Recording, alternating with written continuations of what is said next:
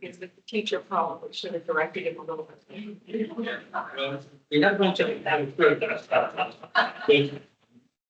He was, he needed more direction than the others.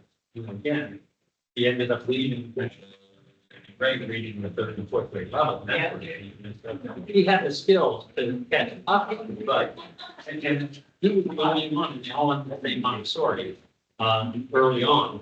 It ended up having that here in yeah. So I don't know, you may be right. I didn't know. I didn't know Montessori. Children's house. That's how I was gonna address it today, like, Mr. Geronimo. Like what? Mr. Geronimo. I was going, oh, he's gonna go nautical. Well, floral works.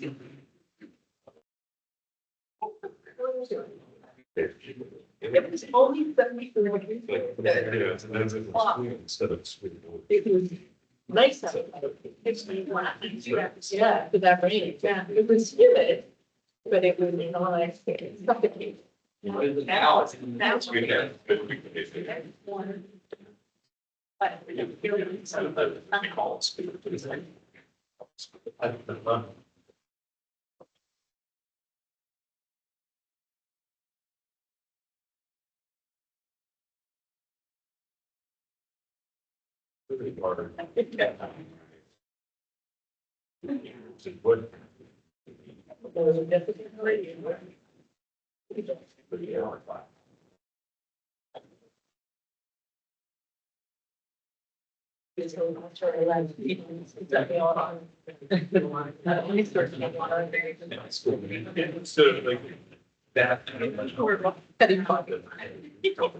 Or just.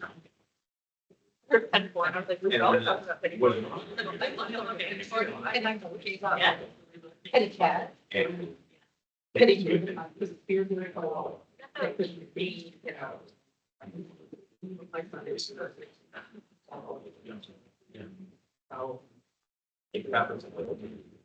Yeah,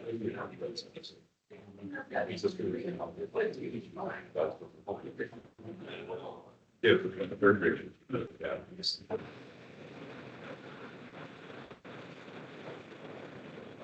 What? Yeah.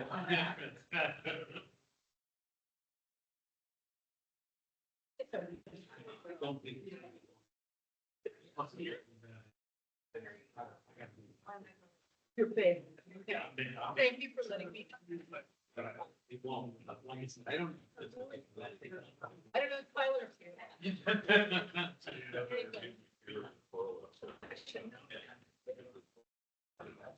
Well, you can.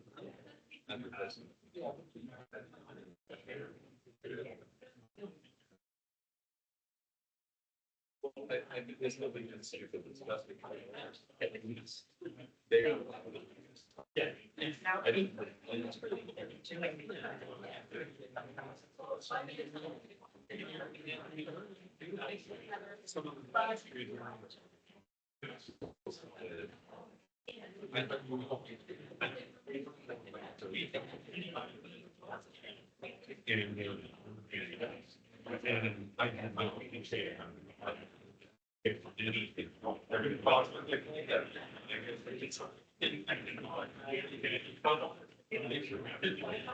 Good afternoon, everyone.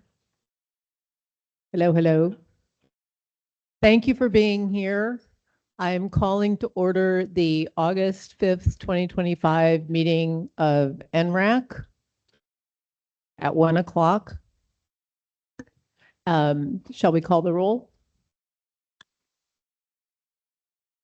Miss Lammers, Here. Miss Scow. Here. Miss Anderson. Here.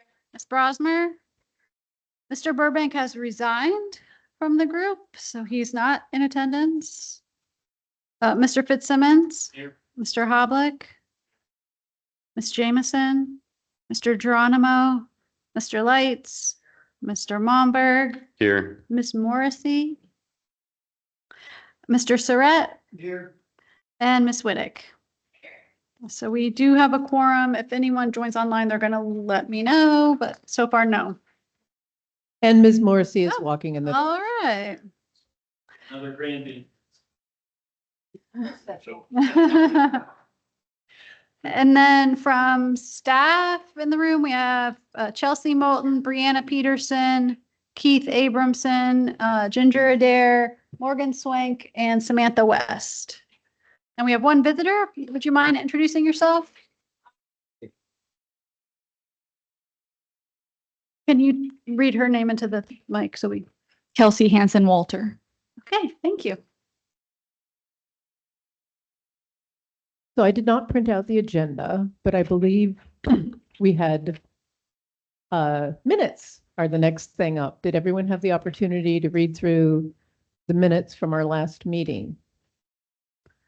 If anyone did, they might entertain making a motion.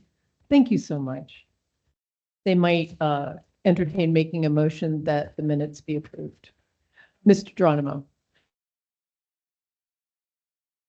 So motion is made by John Geronimo, seconded by Bob Fitzsimmons to approve the minutes from the July 2nd meeting. All those in favor of approval? Aye. Anyone opposed? Motion carries and the July 2nd minutes are approved. Next, we have a discussion of county council meetings from July 22nd and from August 5th. Would anyone like to kick off comments about the, first of all, how many people watched them or went to them? Part. Okay. Jessica. So I will not summarize, but I think the key thing that I want to keep in mind as we discuss today is the direction that council made on Senate Bill 180, which was proposing amendments to the bill as stated to clarify the intention of the bill to relate only to structures damaged by a hurricane in that event. I know that we're going to talk about where we go as a committee, and I know that previously we talked about an action going to council depending on the expiration date of Senate Bill 180. But I would suggest, given that direction, maybe it's a little different on how we move forward. If that amendment is effective, we get started a little sooner, something like that. Thank you, Jessica. And I would add to that, unless I misheard in yesterday's meeting, there will be a legislative session in November, special session.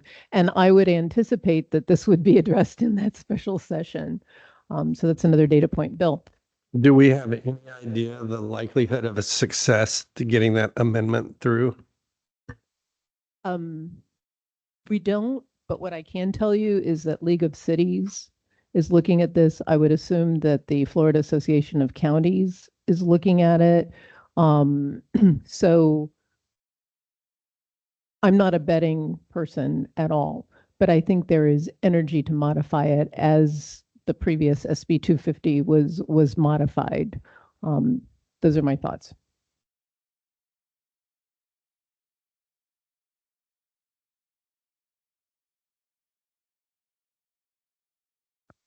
I think unless somebody has something else to add, I think that those two things, just to reiterate, are the salient points for today's meeting. One, that our county has agreed to propose amendments, and two, well, actually 3 points. 3, that there's some groundswell among other municipal governments to address the issues that have, the unforeseen issues that have arisen from SB 180, and 3, that there will be a special legislative session in November, which is just around the corner. So, Bill. So are we now deciding whether we keep going or what? In our last meeting, we agreed to look at, within the constraints of SB 180, what it was that we could do. We were invited to bring our own proposals, and staff committed to sharing with us some of the things that they have identified. Whether or not those things need to be addressed by us is another question. And it seems to me that that presentation is teed up for us to go through now. Yes, but I am having a little bit of a technical Yeah, difficulty, was- so hang on one second. This is the point at which then the chair entertains anyone who has a good joke. Tyler, So not a joke, but I didn't send an email. I dug through most of the ideas that I was thinking might be worth exploring. The only thing that was on my list from many of our prior discussions that is purely a loosening of regulations and would be allowed under SB 180 is I still think that including all oak trees on the specimen tree list is too restrictive, and that we should be targeting trees that have a lifespan over 100 years, so that there's going to be at least a 50-year from the point of development anticipated survival or average survival of the tree.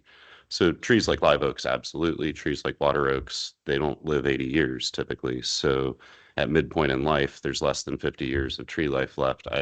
That's the only thing that I had on my list. So I do have, sorry for interrupting. I have a presentation that goes through all of the things on our work plan and what we may or may not be able to do by each topic. So Okay. trees is on that list.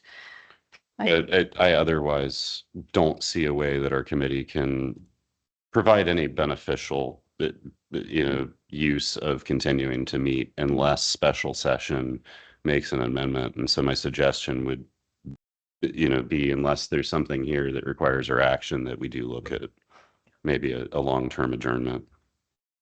so let's go through, Bob, thank you, Tyler, and Bob. Yeah, I just wanted to concur with Tyler. That's all, that I agree with everything you just said. And there may be others who agree with that, but I think we should go through the deck because staff has worked on it and they know more than I do, that's for sure. And then we can discuss what our next steps are. Ginger, are you in business? Do we have time to print flip charts?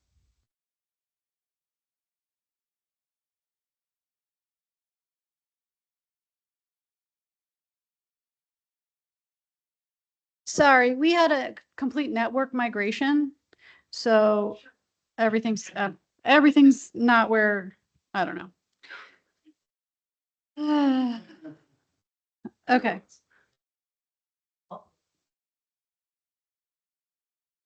So do you see this screen too? Okay. Okay.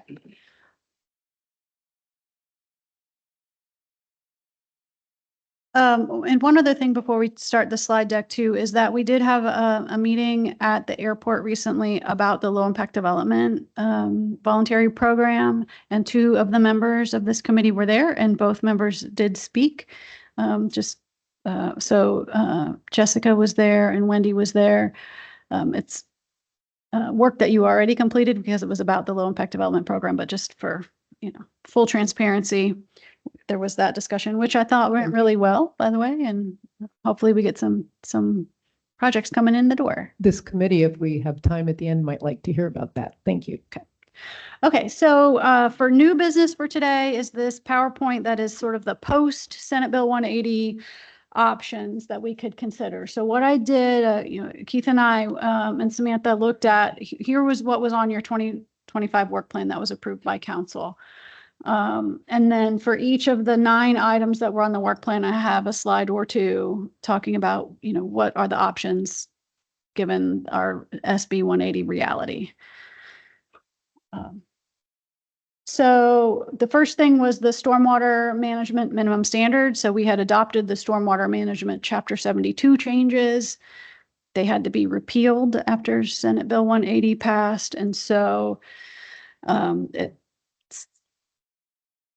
Ginger, I'm sorry, I have a question. I do know what repealed means. Does that mean it would have to be voted on again?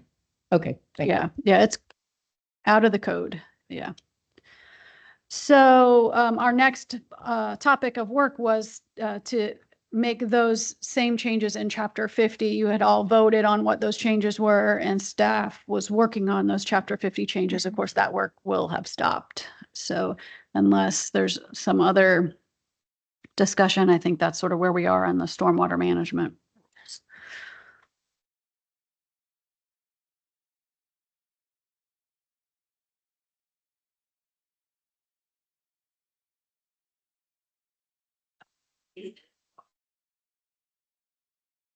if I, actually take some of the changes that we might make to chapter 50 and just kind of like float them by. I mean, just, our city governments to get reactions from them, like, we were gonna have to talk about it anyway.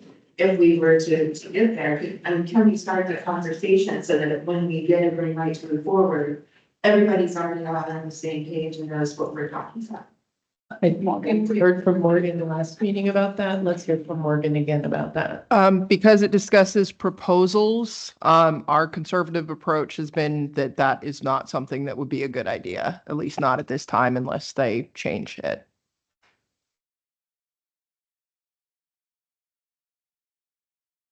Anything else? Okay. The second item on our work plan was flood hazard management. You were actually in the process of doing that. Samantha had identified all of the potential changes and you had voted on almost everything, right? It was pretty much wrapped up. So listed here on this slide are some things that we could potentially still do under SB 180 and just sort of I'll say this is about applies to everything probably that we've put on these slides is these are things we could do. That doesn't mean we should do them, right? So and is it busy work, right? And so some of the things that we're going to talk about that we could do, it may not be worth the effort that it takes to do that without doing any substantive changes. That's really up for y'all to discuss, but so with flood hazard management, we could do the cleaning up of the formatting errors, the statute references, et cetera. We could do the sort of plain language that we got as guidance from the Florida Department of Emergency Management. And then we can, look at those definitions and ensure they're compliant. If we don't do those things, everything's fine. The ordinance is fine the way that it is. But those are things we could do if you wanted to pursue that. It's none of the substantive changes that you talked about. Yeah. Two questions. Would you rather comment on topic by topic? Is that helpful? Yeah. Okay. On this one, if it's what's on the screen, I have full faith in staff to do those. Yeah. Not this board. Should we go ahead and vote on that on this page? Sure. Just get that out of the way with someone like Ms. Morrissey. I will make a motion that with regard to flood hazard management, the suggested changes as shown on the PowerPoint slide should be handled by staff in their sole consideration and not by ENRAC. Motion made by Ms. Morrissey, seconded by Ms. Bliss Jamison. All those in favor? Aye. Anyone opposed? Oh, Ginger. I just have a question. Okay. I'll look at Samantha, but my take on these changes is that if it were up to staff, we would just leave it alone for now. Not actually make these changes, just let it go. That would be in your sole discretion. Is that in keeping with your motion? Okay. Okay. Motion here up. Mr. Melmore. When you guys make changes to code that is separate from what we do, it goes through PLDRC, right? So it wouldn't be at their sole, it would have to go through PLDRC committee. But that's that's procedural and But that that's is staff. staff's not going to do it unless they feel like it's worthy of their time. Okay. Yep. Okay. Motion carries. Okay, this item 3 was the reclaimed water irrigation landscaping topic. I really didn't have much to put on this slide because this was a committee generated topic. So I'm throwing it out there to see, what you all think, if there are changes that can be made in the post SB 180 world. I don't know that it's worth tempting the challenge on this one because of SB 180. I don't think that irrigation is necessary. I mean, irrigation is a development requirement. Reducing the amount of irrigation required is not more burdensome.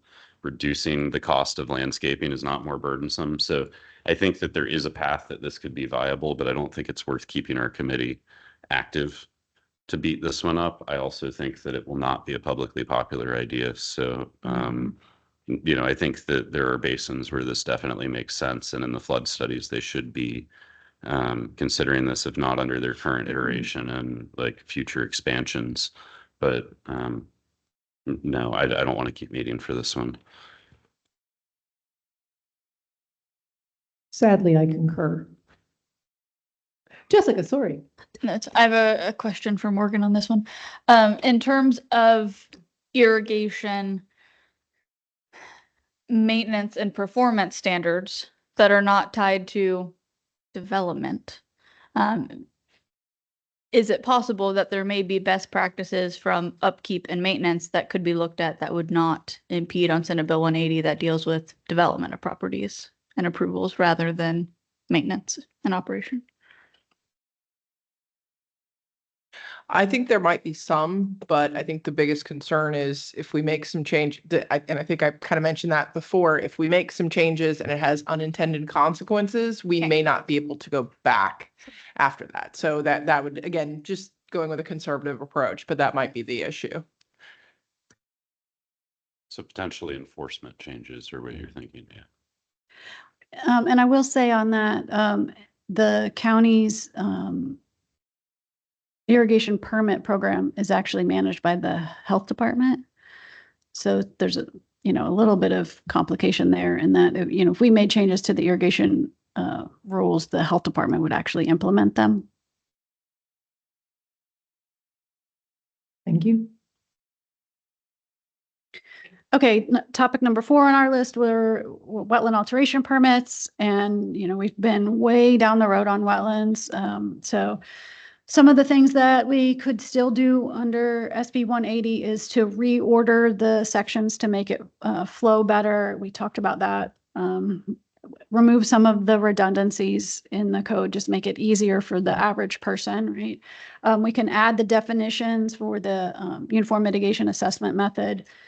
And we could update the mitigation section to include the state required mitigation assessment method and allowing the purchase of mitigation bank credits, right? We had quite a bit of discussion about how the code doesn't really match up with the state requirements. And I can't even say new state requirements anymore because they're really not new. Again, this is a case of we're making it work right now. And so, is the juice worth the squeeze? That's a question for you guys. But we can't, again, make any of the changes that we had talked about that were substantive.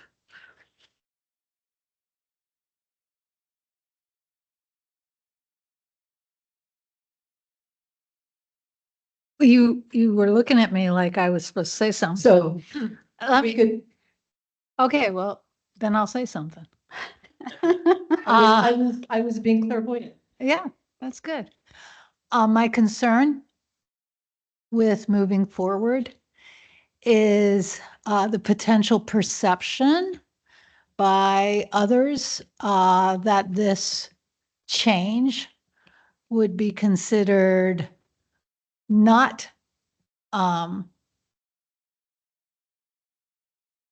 gainful, okay, depending on how you look at things. And would in and of itself create some controversies, and then who knows where it goes because of the language in the statute. Anyone can file a grievance against it, regardless of whether or not it's being proposed as less burdensome, less restrictive. Taking the very conservative approach, which I think in this climate makes sense. I would make a motion that we, as a committee, ENRAC does not move forward to consider any of the suggestions as shown on the PowerPoint under wetland alteration permits at this time. Thank you.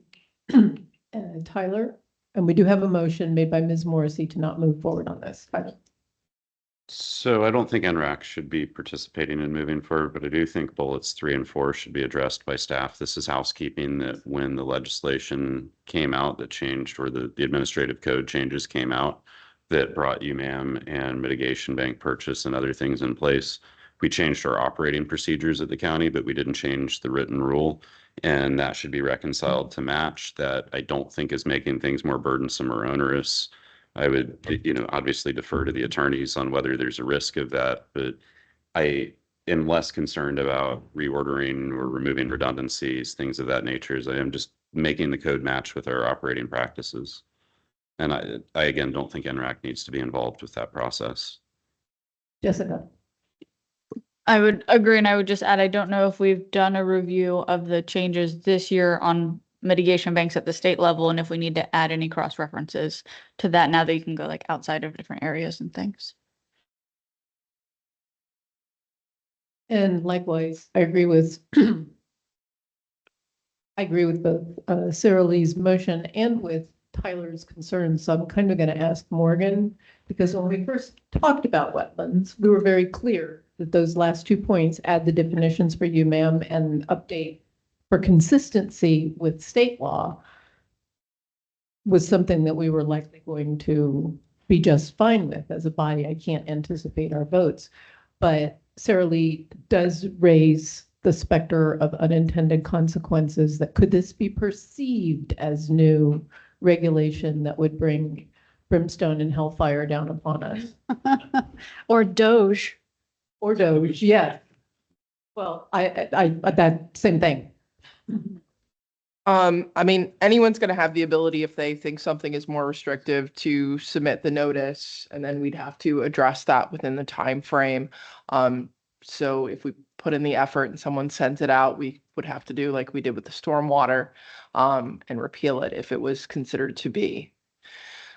So I don't know that it falls under that. I know that when we talked about some of the updates of things that we were doing, but they're not in the code, we are still adding something specifically to the code that is more restrictive. So again, there is that concern, is even if it's how it's being done in practice, it is something that is implemented in the code that's going to be more strict than what is currently there. Okay, so Jessica? So the only thing I'd say is that I would hope that the state government would appreciate us coming into conformance with their current standards, but you never know. Meanwhile, back at the ranch, we have a motion on the table, which is, okay, that we had discussion, so I was wondering if someone did wish to second it. I'll second it. Who was that second? Me, right over here. Thank you, Bill. So motion made by Ms. Morrissey, seconded by Mr. Lights. All those in favor of not addressing this? Any opposed? Motion carries. You're no, I'm sorry, Wendy is a no. Ms. Anderson's a no. Dr. Anderson. Okay, fifth on our list was coastal protection. Again, this is one where we hadn't really fleshed out what we wanted to talk about. I think, Wendy, you were the one that was talking about this when we put it on our work plan. And so if you have specific ideas, that would be great. It was kind of related to our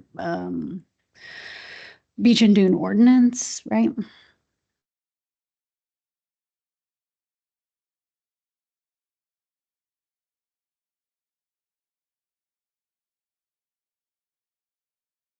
Enforcement.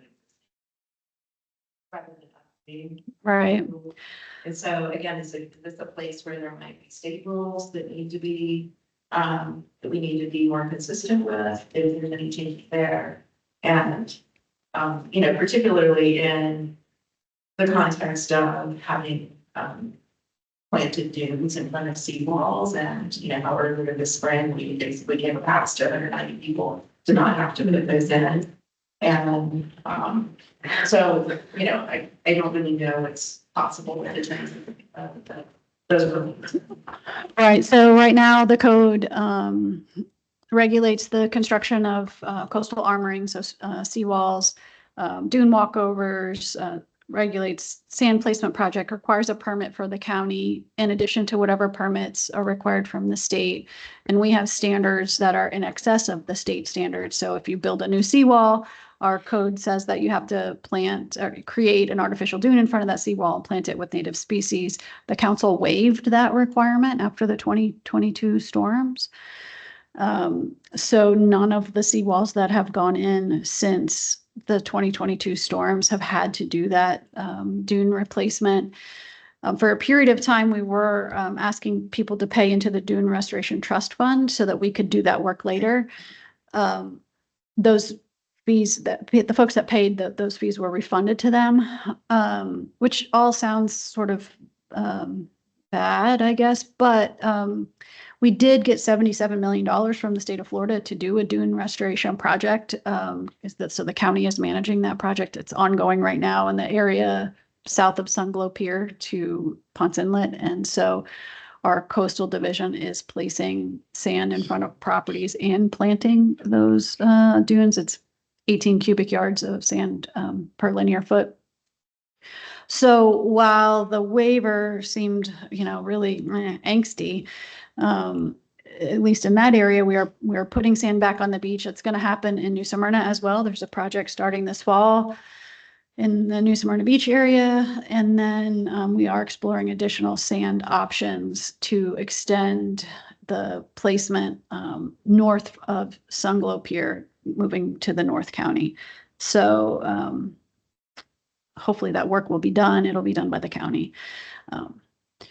In terms of, are there things that we would want to do with the beach and dune ordinance that would be less restrictive? I mean, I don't personally see less restrictive, although, our hands were a little bit tied when the state waived the requirements for vulnerability.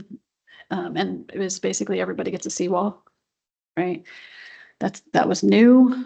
Used to be, there's some state criteria. So I don't know about, if there's an appetite for being less restrictive in the beach and dune ordinance. Jack, then Sarah Lee. Yeah, I have a couple different things. One is about enforcement, as she mentioned it.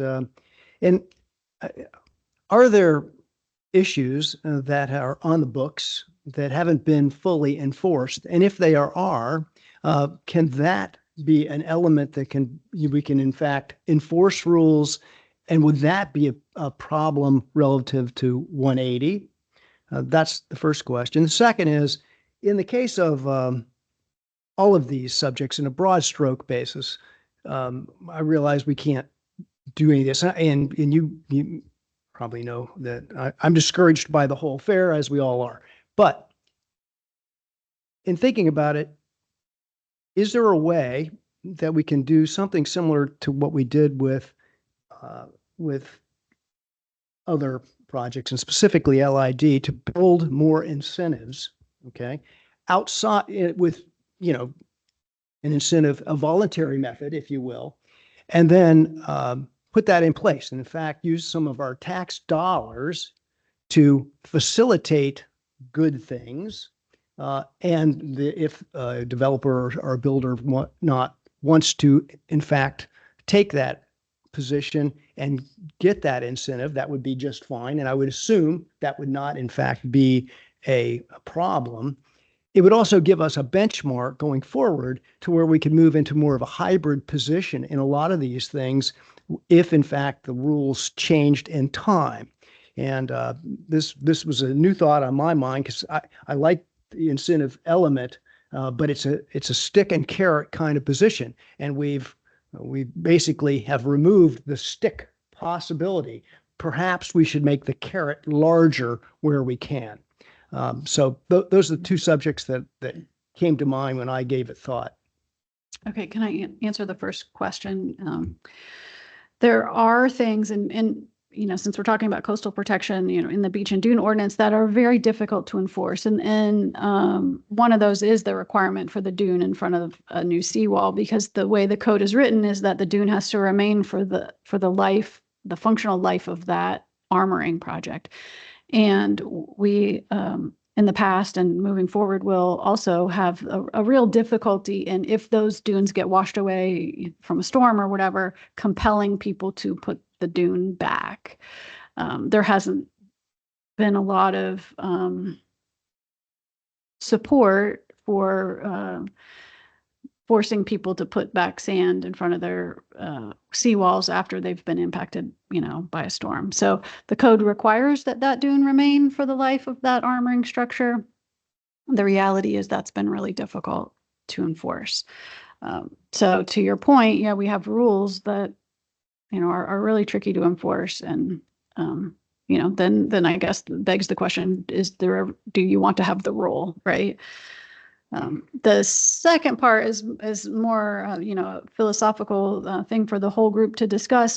Although, one of the things that Morgan's been telling us is if we did adopt some sort of incentive-based thing, if we decided we didn't like it later and we were still under the confines of SB 180, taking away that incentive might be considered more restrictive. So we could be stuck, for lack of a better word, with that incentive.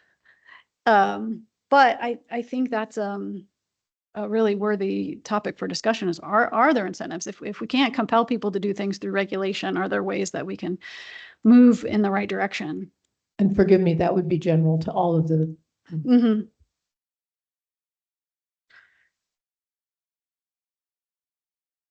Are there other areas that I wasn't really referring specific coastal protection. Are there other areas that we're not enforcing that in fact we could enforce and not be in a problem with 180? The other code that we have a really hard time with compliance is our Class 2 ordinance. And we do have a slide. I think we have a slide about that. Yeah. Where we require folks to retain a certain amount of native vegetation on site. We require a certain amount of stormwater on site. These are on single family residential sites.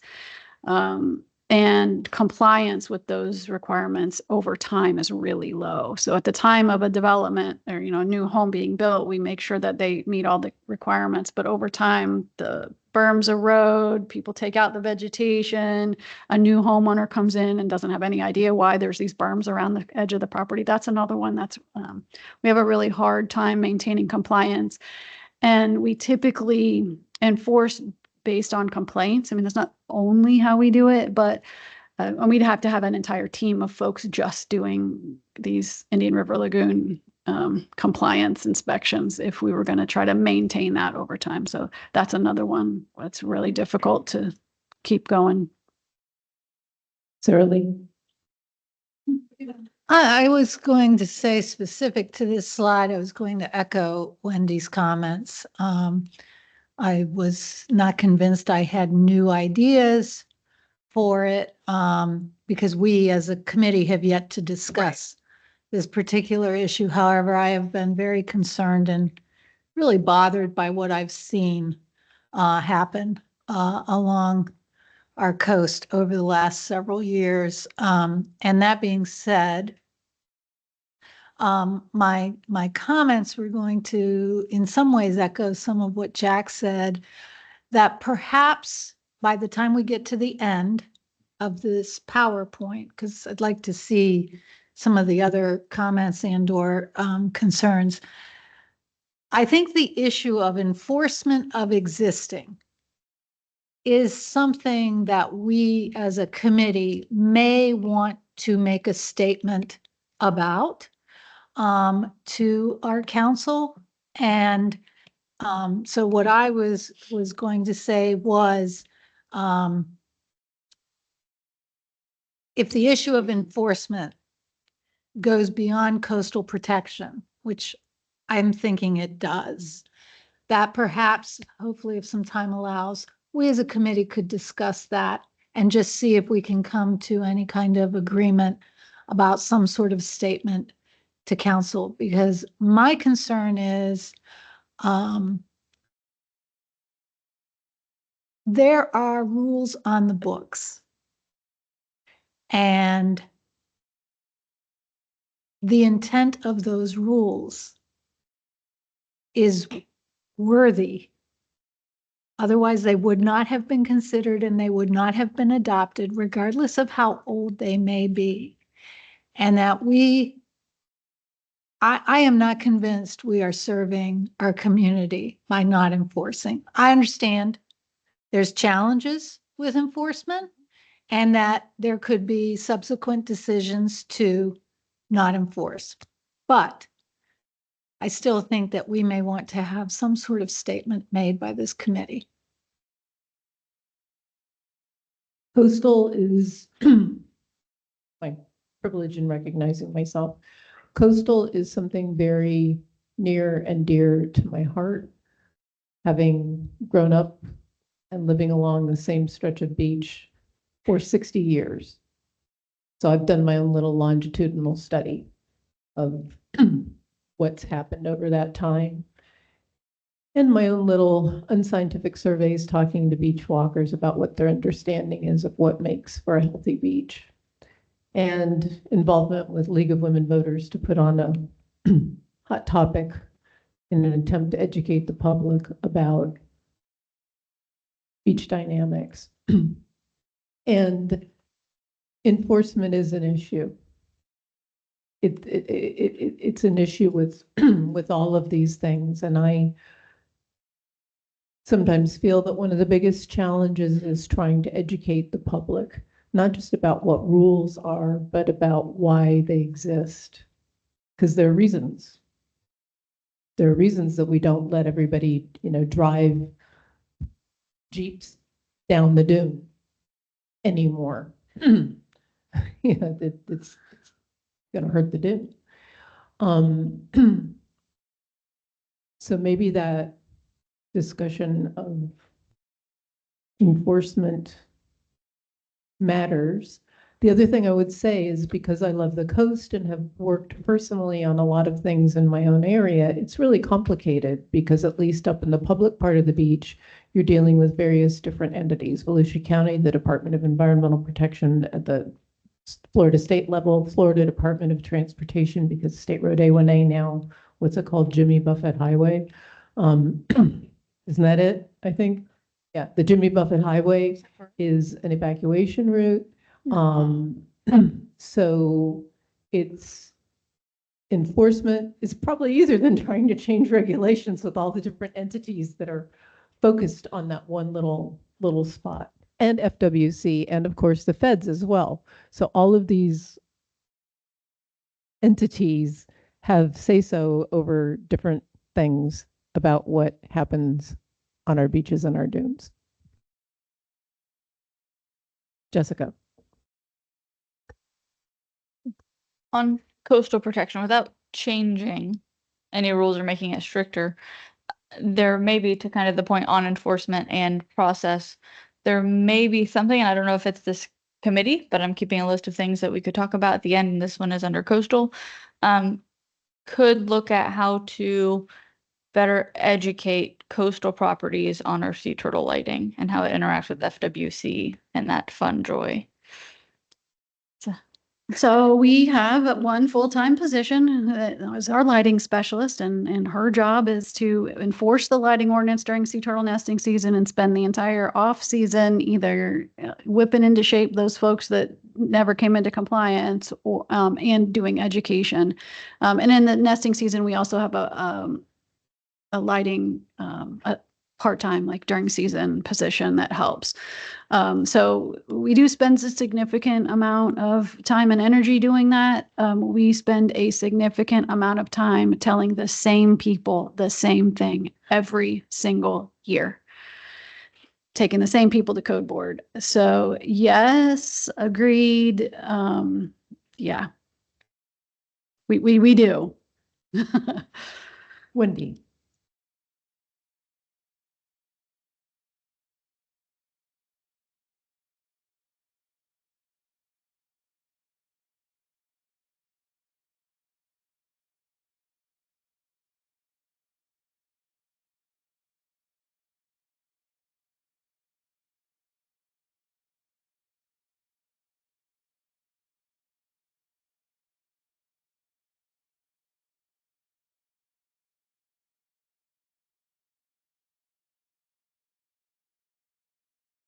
as the incentive, that if you want out several times, have to continue rebuilding your house, you must, but it do that after and we'll watch out 10 more times. That just simply says you were clearly trying to live beyond the coastal construction control line, and that's on you, and that is your choice as a free American to live beyond the coastal construction control line. But if you do, this is what you must do. So, you know, I don't know what's a carrot and what's a stick here, but it seems like the allowance of violating the control line comes with the price of protecting your little piece of beach. Jessica. Just playing on that example, I think that could be, on whether it's a carrot or a stick, could be a carrot if we're allowing for existing illegally non-conforming structures or non-conforming structures that are destroyed to a point to go back to their current position. But I think it would be a stick if they got a permit to build in the coastal construction control line. Well, and the code now does require that. It's about the vertical seawall structure. It's not about whether the house is in the CCCL, right? That our building official or our building department does regulate that construction seaward of the control line. But the dune replanting requirement exists. The council waived it, right? Okay. Oh, I'm sorry, Tyler. So I think my understanding of the CCCL must be a little bit different in what its intent and application is. In my permitting experience with CCCL, it's the line that is assumed that could erode during a catastrophic storm event and the dirt be gone.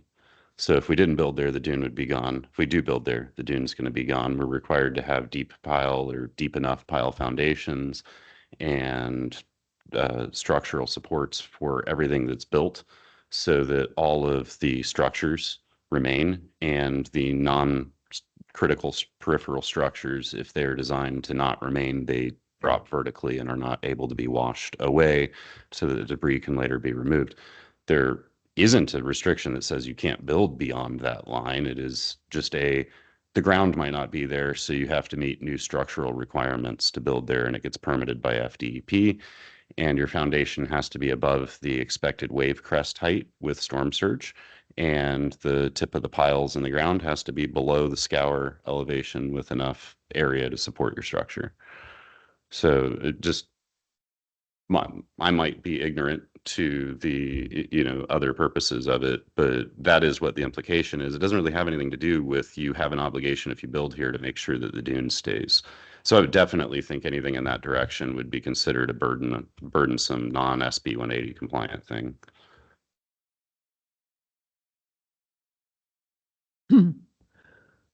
Okay, so Bob. Just a short comment on dune restoration in general. I've been watching it my entire life. I've lived on the coast my entire life in Florida. And you cannot do spot improvements. So, to have, and that may be the reason the council, waived it. You can't come in 1, 2, or 3 or 500-foot section redo a dune and not do it on both ends, because the next time a storm comes along, it's attacked at the side and it's not doing what it naturally does to slow the impact of the wave down, which is all being confronted at one point. As soon as you get around the back of something on erosion, all bets are off. So, and one other comment on maintenance, if you will, or of regulations or regulating, enforcing those. If we have that discussion, it needs to be on a whole lot of things, not just the coast. Thank you.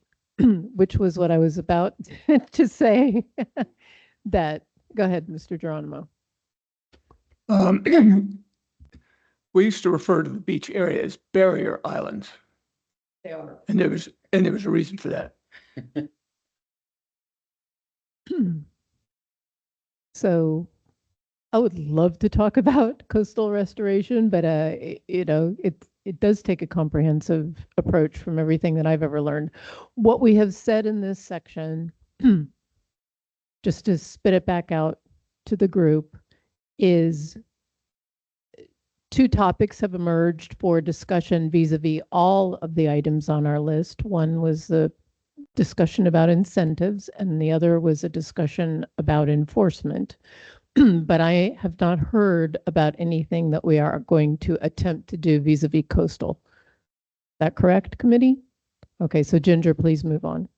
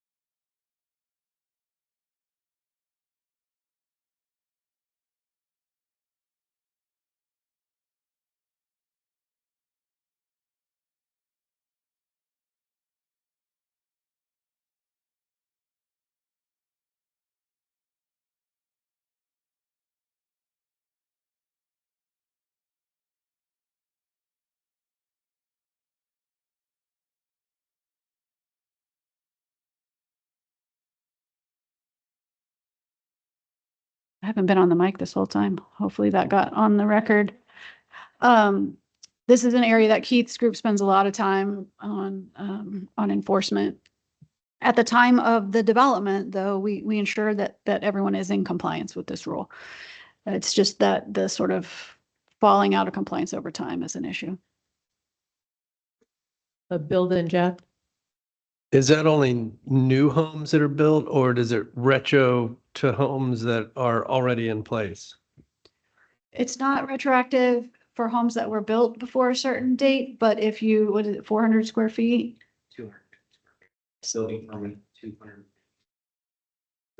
Yeah. So if you added an accessory structure or something, it would trigger the requirements. When was this put in place? Do you know? 1987. Okay. Thank you. Yeah.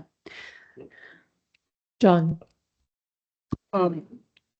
What's happening with that requirement on keeping the water on the site is builders now are actually doing a stem wall on the perimeter and then filling it all in. All right. And so, and I did it, and my next door neighbor's got a, 4-foot wall in their front yard, but an 8-foot wall in their backyard.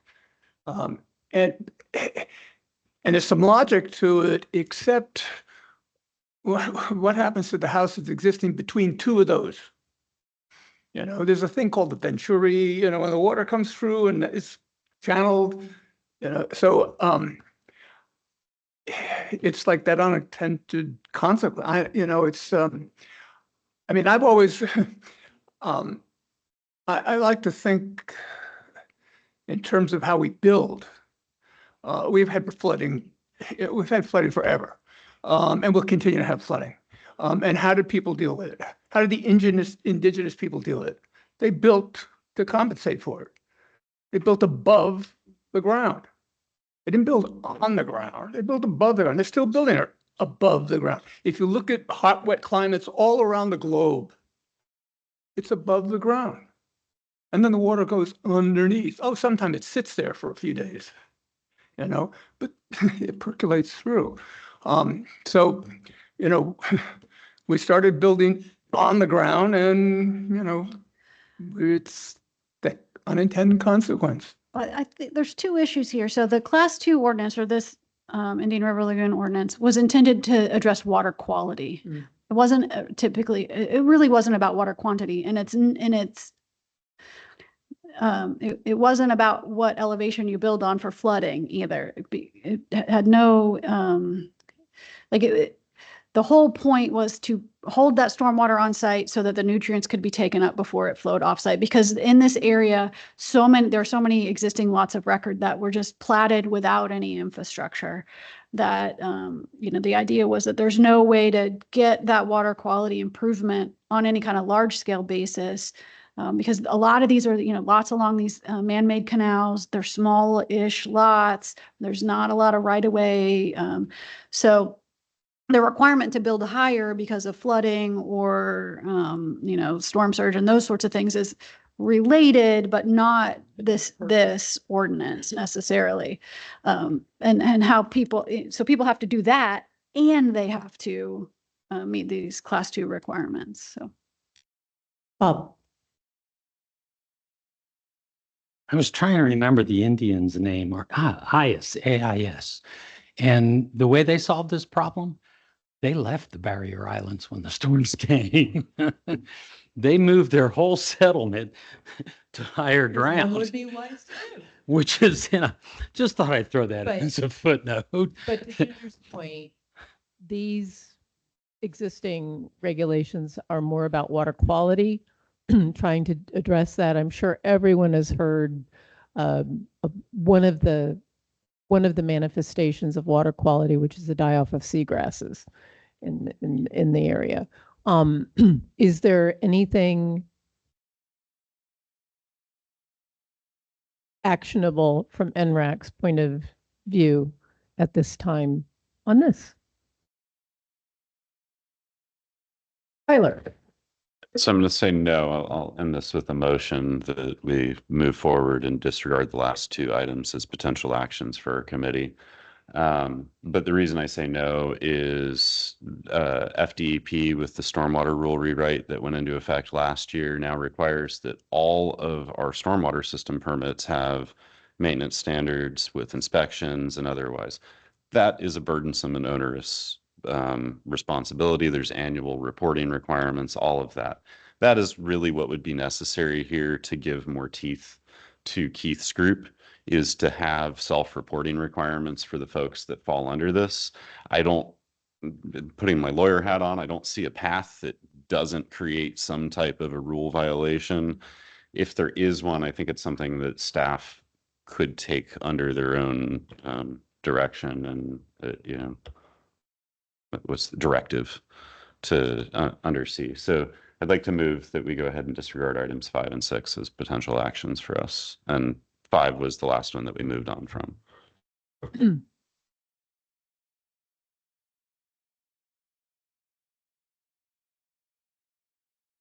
Comment?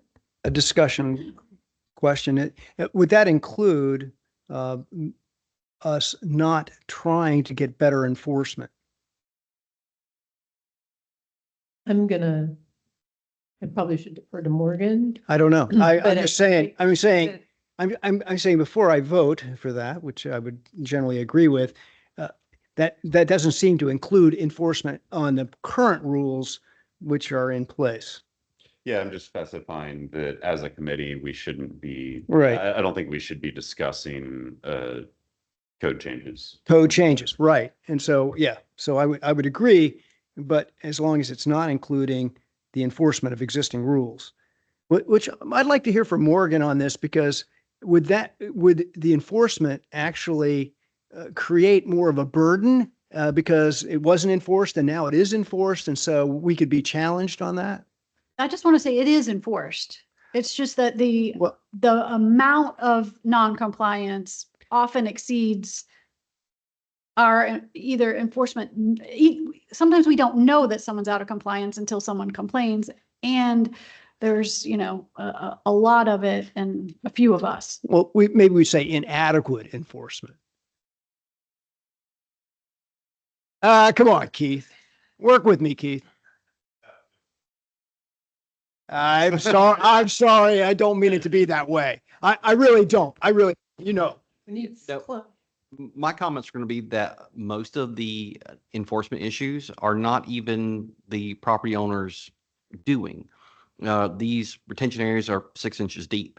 They have St. Augustine grass that fills in 2 years. And, they're like, I put my retention there, and they did. We have pictures of it. It was fine.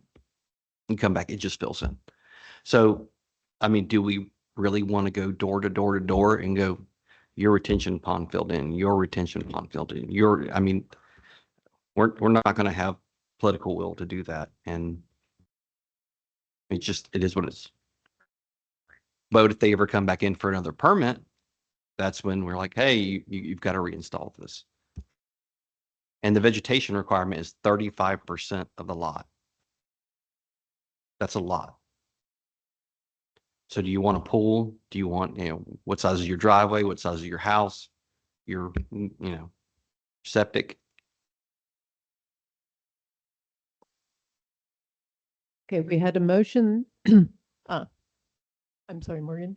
So I was going to mention, I think a statement to council about enforcement or how things are being enforced is outside of the ENRAC purview. So I understand you all wanting to talk about that and wanting to be involved, but I think that does fall outside of what you're tasked to do. So sorry to throw that in there, but I was gonna actually. why is that? Why is that? Because we're supposed to work on ordinances, updating ordinances, not making other kinds of recommendations. Within ordinances, and the fact that ordinances aren't being enforced would not be within our purview. Is that what you're saying? Okay. That said, forgive me, I think we certainly are free to say so as citizens. So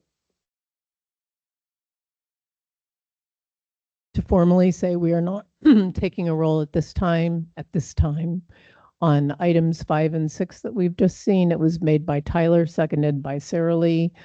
All those in favor? Any opposed? Motion carries. Thank you.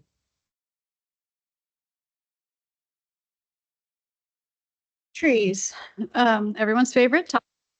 But as most of you who have been here, you OG members will recall, we did have some recommendations that allowed flexibility in the tree ordinance, and I think that would still be allowable under SB 180. I'll just go on record as saying, some of the flexibility makes sense, and we're in favor of that. We also had some things that, we thought maybe could be tightened up, but we can't do that. So if we only do some of the things here, we're making the ordinance less burdensome. It's not being balanced by additional requirements due to SB 180. But so one thing we talked about was reordering to make the code flow better. I think this is more of an issue than it is in the wetland code, because we have different rules for single family versus commercial, and it's confusing the way that it's written right now. So I think we had some good suggestions about how to make that really clear if you're an applicant. We talked about lowering the minimum tree replacement size from 2 inches to 1.5 caliper inches. more based on nursery standards. We talked about allowing the county forester to waive or modify the minimum tree requirements based on site conditions. Remember, that's the rule that says you have to have one tree per 2,500 square feet of lot area. And there are times when we have sites come in that are, already devoid of trees for whatever reason. They used to be a pasture or whatever, right? And so that's not something that we can modify right now. It requires a waiver from the DRC. We talked about allowing the county forester to modify the specimen tree requirements based on site conditions. Again, some sites, just don't have specimen trees, or there are some extenuating circumstances. Talked about removing some of the redundancies, just making the code easier to understand. Talked about allowing the county forester to waive or modify that 20% lot clearance requirement. That's on a new subdivision. The code says at the time of a new subdivision, you can only clear 20% of the lots at any given time. That's a rule that we often find being requested as a waiver to the DRC. Because a lot of times new subdivisions, there's an economy of scale of clearing more at the beginning. So that's often a waiver request. And this is really wordy and you don't necessarily have to read the whole thing, but making some edits to the language in the tree replacement trust fund to just further clarify what that trust fund can be used for. It's not more burdensome really or less burdensome. So those are the things that we identified. Yeah, that's it. That we could still potentially do on tree protection if you wanted to move forward with those. Wow. I just wanted to touch on the specimen tree protection comments that have been made. So by allowing me to modify or waive the specimen requirements, that gives that flexibility in there. I would caution that based on the ordinance that we have, if you have a certain number of specimen trees on the lot and you now take those away, you have to keep more specimen trees. So if I was, a developer, I would argue that now I have less specimen trees, so I have to keep more of them, a larger percentage of them, and that could be seen as more burdensome. However, if I'm allowed to waive or modify based on species or age or condition, I don't see a way that you can say that's more burdensome. So we have heard those comments, and this is our answer to that without creating a problem in the code, according to SB 180. Thank you. Jessica, then Bill. This is another one that I'm in favor of it happening, but I think we've kind of had ENRAC direction on these points, and I don't know that we need to look at the language again, or if that would be super productive. But if we have another meeting and it's ready, sure. But I wanted to say, I think there were other items that we agreed on that were additional exemptions for like county road projects that I think could still be added without issues. Okay, those are already adopted then. No? Okay. Yeah. Voted on them, but I don't think the ordinance got changed. The road projects are exempt except for historic trees already. It's the historics. We added them to historics. Yeah. So, I would like to understand the issue with the Laurel Oaks. I haven't talked to Bob about it, but I talked to our engineer and, on a project that you had to x-ray some trees or something it just seems like that whole Laurel Oak,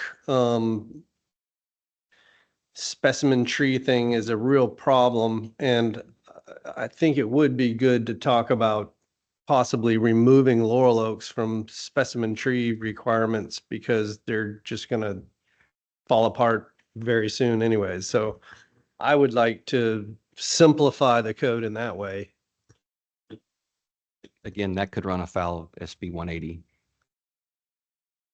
And then you would throw out all the specimen tree requirements at that point because we couldn't go back. We couldn't go back and change the ordinance again.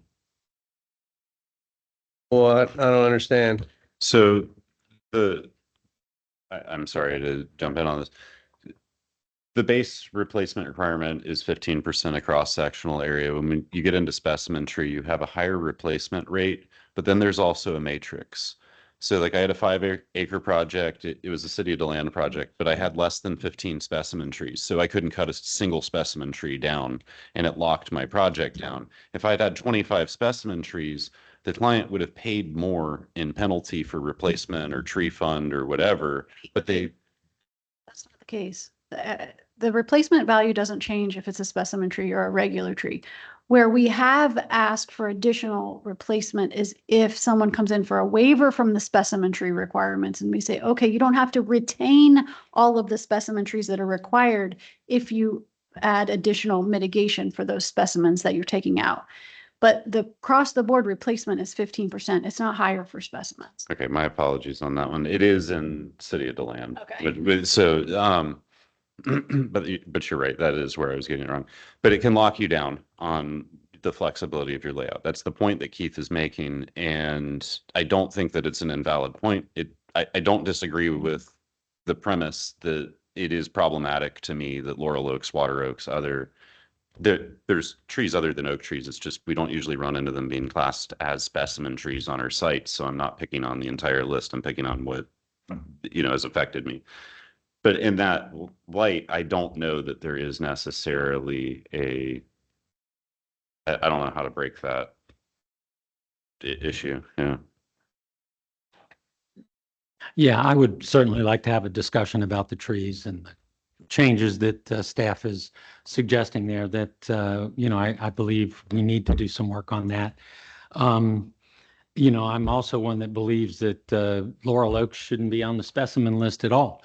And there's many cities in the state of Florida, DeLand being one of them, where as soon as a laurel oak gets to be 20 inches in diameter, it's not only not a specimen tree, it's regarded as a hazard.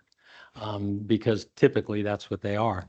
Morgan, I have a question for you though, because Keith made a comment that if we eliminated a tree, like let's just, hypothetically, we're going to eliminate laurel oaks from the specimen tree list, how would that be in conflict with 180?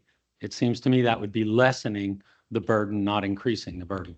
Well, I think what they were talking about is once you deal with that with the specimen trees, then it changes the percentage, right? There's an issue there where if you're removing things on the site and now you're required to replant more, then that's going to be more burdensome. So I think if I was understanding correctly, that's what they're discussing is it's changing what you have to replace.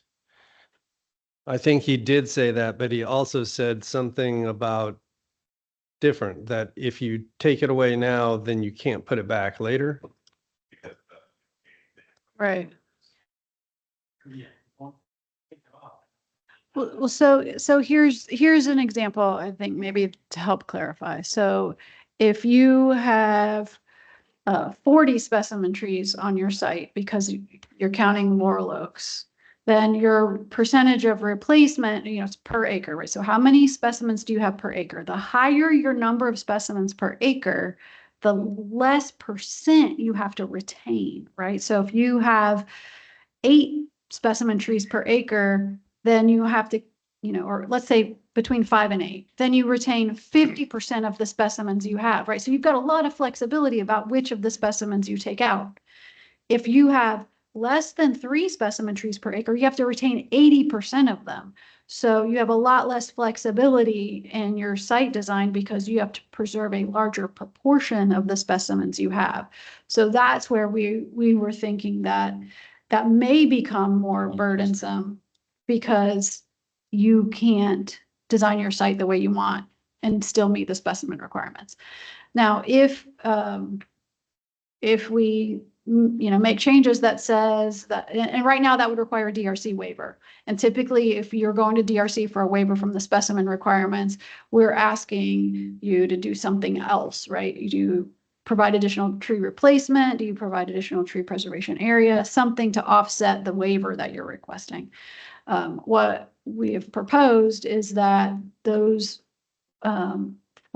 ability to be flexible at the staff level rather than have to request that DRC waiver. And then that's something that's negotiated, you know, with the applicant and with Keith. And so you could say, well, you know, I can't save the 80% of the specimen trees, but I can save 75, but I'll give you a little more tree preservation area here. And then that doesn't have to go through the DRC process. So that's what we're proposing. You know, totally up to the committee how you want to move forward. And honestly, whether you want to have like a meeting to discuss, like, I guess today we're kind of deciding, do we want to talk further about stuff? And then, you know, we could do that in future meetings if that's where you want to go. John, then Jessica, then Tyler. I remember the conversations and seeing the list of all the specimens. But what I don't remember, and correct me if I'm wrong, we never finished tree ordinances. That's correct. And we never voted on this list. Correct. And so since we haven't voted on this list, how come it's being recommended then? Well, yeah, let me be clear. It's not, we're not making a recommendation. This list is just things you could potentially do under SB 180. It's not that we've decided you should do them. It's just, here's what's left after you take out all the SB 180 things that you can't do. Okay. This doesn't touch the list. It just allows more flexibility with what you have to keep. You don't have to keep 100% of specimen trees. When you hear that, you're like, oh, I got to keep all, you only have to keep the percentage based on. But you declare an 18-inch water oak, laurel oak, it becomes a specimen on that property. It dies 2 years later. And then that's burdensome because now you have to replace that specimen. Not Or you have to get a permit to remove it, So, are you talking about commercial property? Or are you talking about residential property? either or. It doesn't affect residential. The specimen tree requirements doesn't affect residential property. Okay. Yep. So you're talking about subdivisions and commercial. If that tree dies in a couple of years, it died. If it dies in 10 years, 20 years, you don't have to come back and replace it. It just died. But if I want it removed because of its health, I have to come to you to get special permission, or I have to get a permit. That's any tree, any protected tree on any commercial property, even a 6-inch tree. Okay. And if you have a development and you have specimen trees on there that are in poor health, you don't have to pay to replace them. We can discuss it. We can look at it. We can meet on site. Okay. You know, if you have an arborist, we can get together. I don't think, you know, in general, when we meet an arborist on site or someone on site, we generally agree. We look at the trees and like, yeah, these are in poor health. And if they are in poor health and they meet the definition deteriorated, there's zero replacement for those. But if you just take it without going through that process, then you're in violation. That's my point. Yeah, that's any tree above 6 inches. It doesn't matter whether it's a specimen tree or not on commercial and subdivisions. On private land, if you're owner occupied, you're exempt from the tree code. Okay.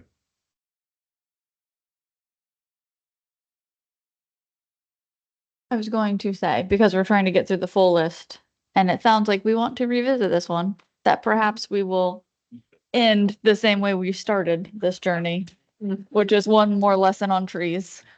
But I wanted to note that I can see where removing the available tree species could be a violation because you're limiting your options. So I would agree with that caution with the math. Oh, Tyler has an idea, but we'll hear it.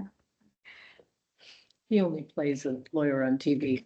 Okay, so we can't change the rule, but we can make it the applicant's option, whether or not a laurel or water oak would be considered a specimen tree.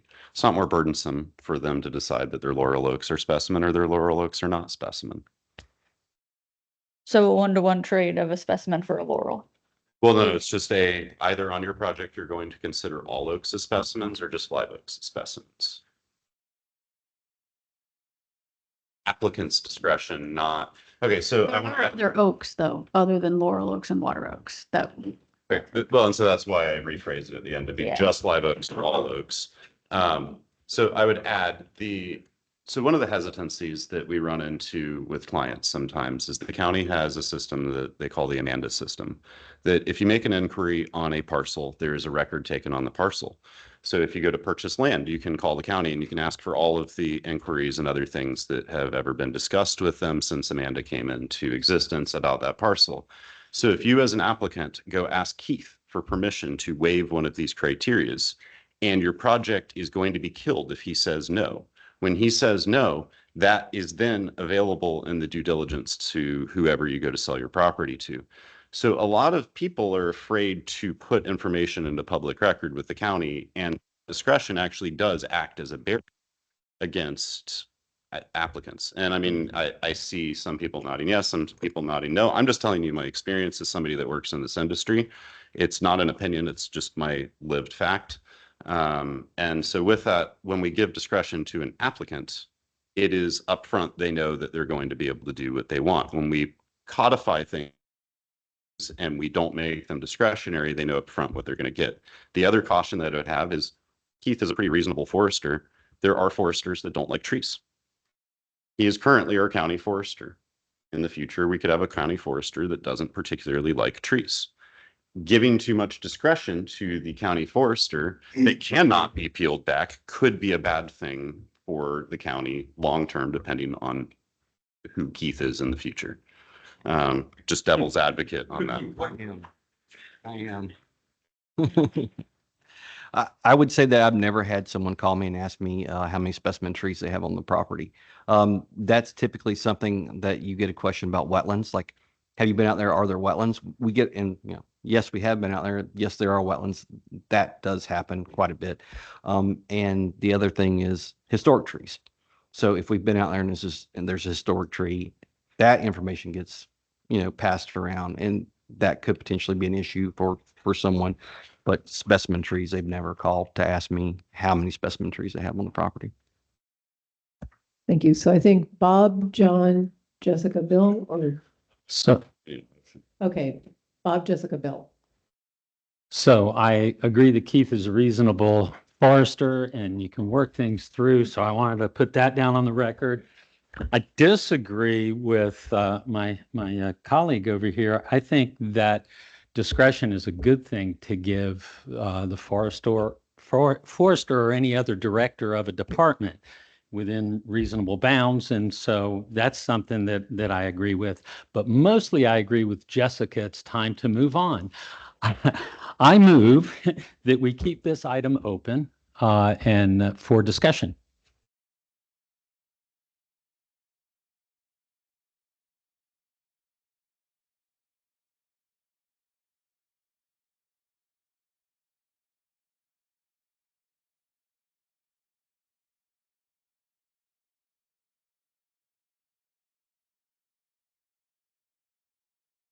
Okay.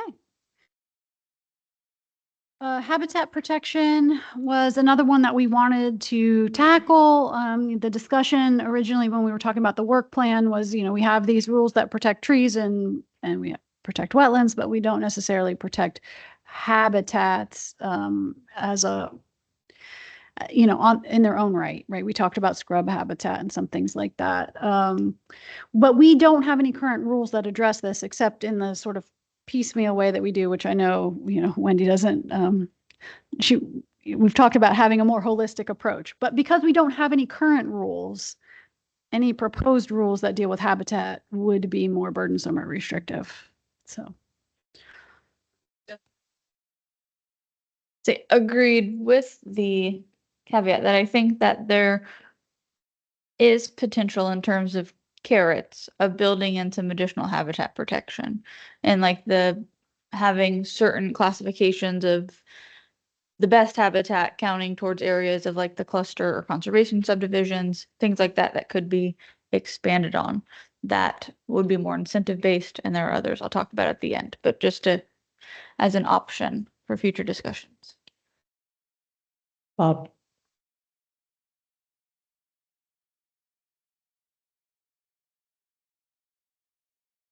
So, John. Sorry. Sorry. I think there's an opportunity there too for educational aspects along with Jessica. I think we could have the conversation on potential educational opportunities that may exist. Are you suggesting that we create a new ordinance? Oh, just build stuff into the existing with incentives? Wow.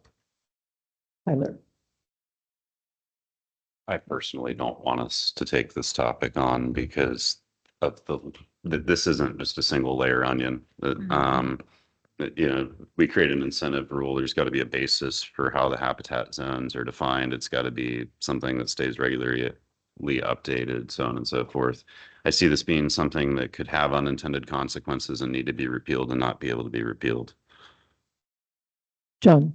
It says no current rules, but I had to hire a biologist to tell me I didn't have any gopher turtles, on my site. There are for gopher tortoises, because that's a Huh? protected species. Well, right, there's a protection for the gopher tortoise and its burrow, but there's not protection for the gopher tortoise's habitat, right? We don't have rules that say if you have habitat that contains scrub jays or, habitat that protects gopher tortoises, you have to protect the habitat itself. You have to protect the burrow or relocate the tortoise. But we don't have anything that deals with, any of our like unique habitats in particular. We get at it through trees and we get at it through wetlands and gopher tortoises. We protected the animal and its burrow, but not sort of holistically. It's kind of like you can have your house and we'll protect your house, but we can pollute all the air and the water around it and take out every tree and make it. I'm using the gopher tortoise analogy. It doesn't matter where the house is.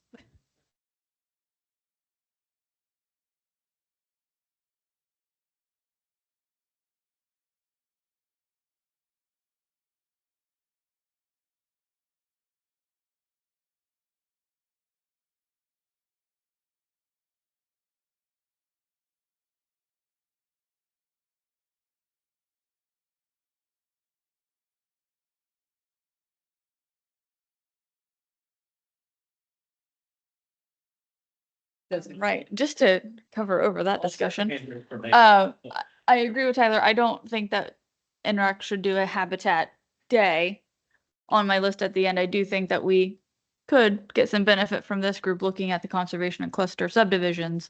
And I will just note that there is a very easy map data layer that the state contains that has habitat rankings for priorities that we could rely on. And I've even seen a presentation by county staff on habitats. Okay. Is there, I guess we're not doing anything with this? No motion has been made? Okay, so there, Jessica. That's not, I was going to make a motion that we do not set aside habitat as an additional topic. Correct. Yep. Do we have a second? Oh, thank you, Michelle. So motion made by Jessica Gao to not take on habitat protection at this time and seconded by Michelle Whittick. All those in favor? Aye. Any opposed? Motion carries. This was the last item on our list. I asked for this to be on the list, but you guys sorted it low. So the pollution control minimum standard is in chapter 50, but it's not one of the environmental minimum standards. There's a little subtlety there. We haven't talked about this standard at all. It is not a land development standard, so it's not subject to the Senate Bill 180 restrictions. It is a rule that talks about pollution and the fact that you cannot pollute the water, air, land of Volusia County. It references state statutes that deal with certain types of pollution, air pollution, et cetera. And it's very, very outdated. The reason that I wanted to look at it originally was that this was written in 1971. Really good year. It's very old. And the code enforcement process is really onerous. I mean, it's pre-modern code enforcement, right? And so the code says that the environmental management director, which it's not titled that, can convene the pollution control board if there's a issue in the county, a pollution issue in the county, and the pollution control board is the county council. And so rather than follow our code enforcement process where we, do all the things we do, notices, and then it ends up in the code enforcement board, we'd had to convene the county council as the pollution control board. Since I've been here, we've never done that. So I have wanted to update this standard to bring it into the sort of modern code enforcement process. I think that is all something we could do under SB 180. It's not necessarily something that that you all need to discuss, but we can discuss it, right? It's one of the minimum standards. So if that's something you're interested in, we can bring it back. I have, I kind of know what needs to happen on it, but 14 heads are better than one, maybe. So there are things we could do on this one if you want to, or staff could do it. Bill, then Wendy. What kind of pollution are we talking about? Like, when would you force this? So this is the ordinance that allows us to inspect solid waste facilities. We use this to inspect private wastewater treatment plants and look for any kind of non-conforming practices at wastewater treatment plants. It allows us to investigate complaints of somebody's dumping oil on this site, or somebody's got junk cars here and they're polluting. If there's, a landfill doing really crazy things outside of their permits, it allows us to do enforcement on that. Otherwise, we would have to rely on the DEP to do enforcement, which, so anytime we get a complaint about somebody, dumping paint down a stormwater grate or something, that's this pollution control ordinance that gives us the authority to investigate and potentially take an enforcement action. What we do now, because pollution control board is really like an onerous situation, is that we compel people to comply,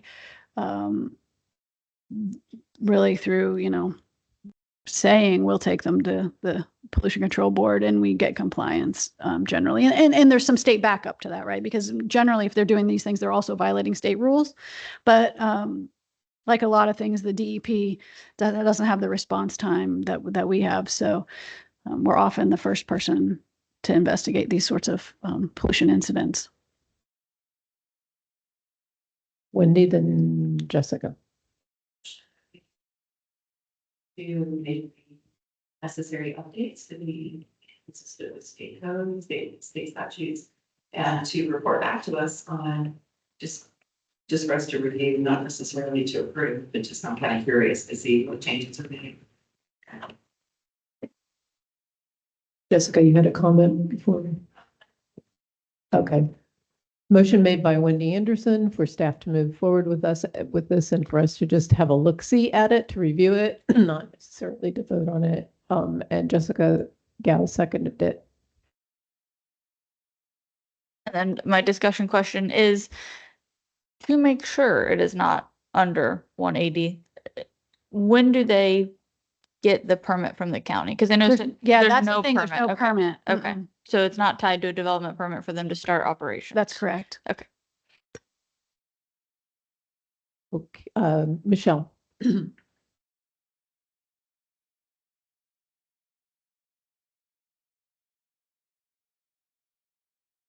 We conferred ahead of time.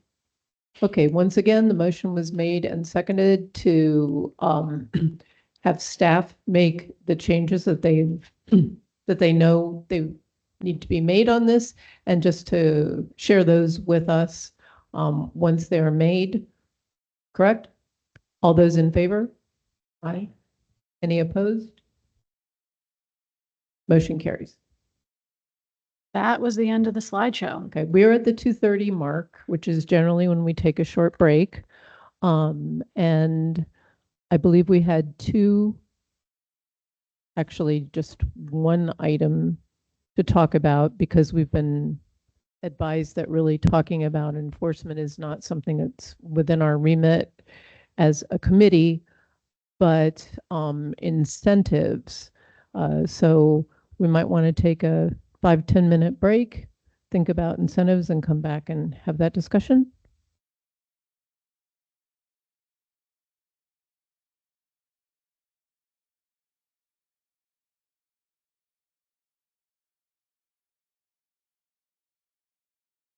Thank you very much for reminding me about that. So 5, 10 minutes?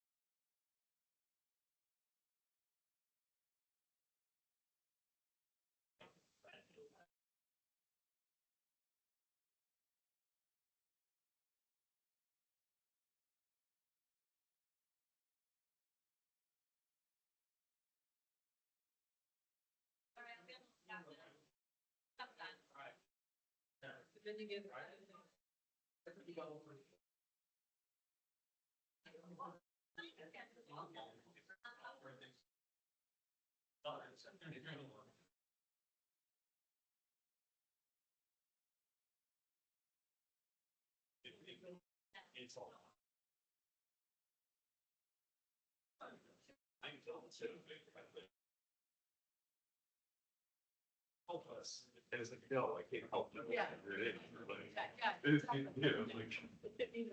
I can give you the names of site contractors, they can back out for you. What do you want me to do? You were the union, but at the end of the day, I know it's happening because I'm getting those phone calls. You know, I'm not gonna sit here. I'm sorry. It's a scale.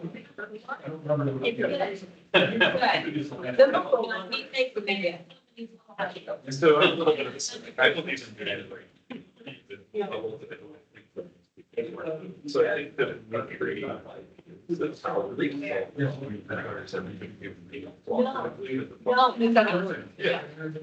And then you might as well figure out how can we use government.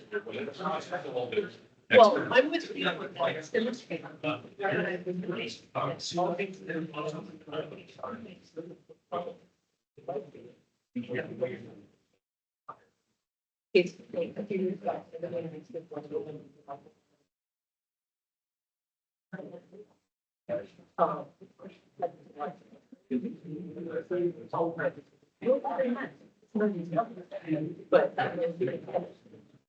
just a little bit. I think we could next. Water is long, maybe we can count it as. Yeah, yeah. Yeah. If I'm left, they're only.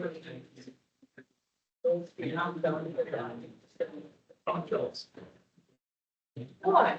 We did leave too. Nobody does time, you left this year, you said, I'm gonna spend a lot taking it back. Instead of like these. Yeah. Yeah. And we're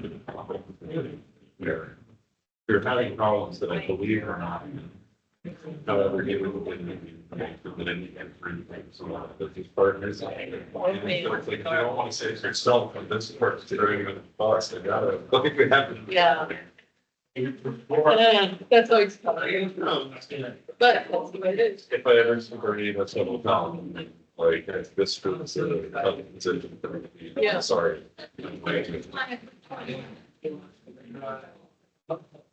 Yeah. But he'd rather be a.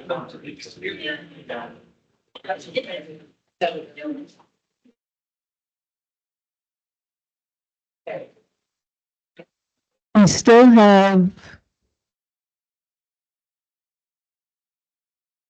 3 people. Let's give it just one more minute. We can sing the ENRAC anthem or something. I've been working on it.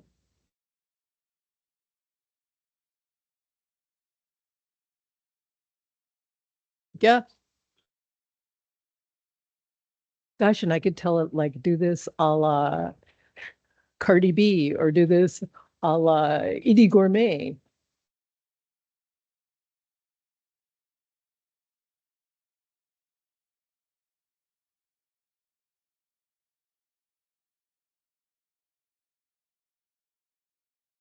It's really.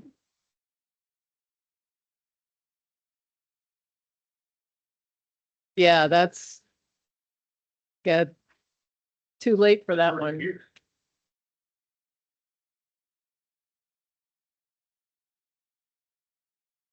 I don't want. Developing a database that we're all of the help. Every single thing that you're document goes in the system. It's gonna go into the AI catalog. It's gonna cross-reference against everybody else and spit out ideas to your document. of what they're doing. Anything else from that, yeah.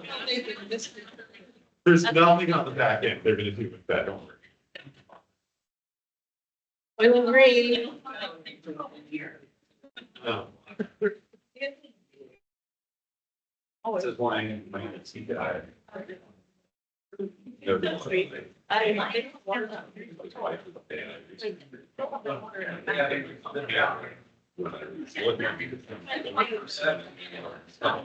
Yeah. Something about the articles, one of the fun things is the nearer you are to ChatGPT, the better it is. Really? Yeah. So insulting. It's like I just add something. That gets here, we can get it.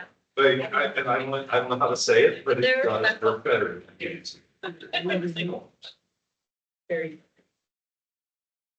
We're going down. We're getting a net loss. Did you go out to try to find them? Do we need to send out the Monties or Mounties? Okay. I'm using Jack's gavel. We're back in order.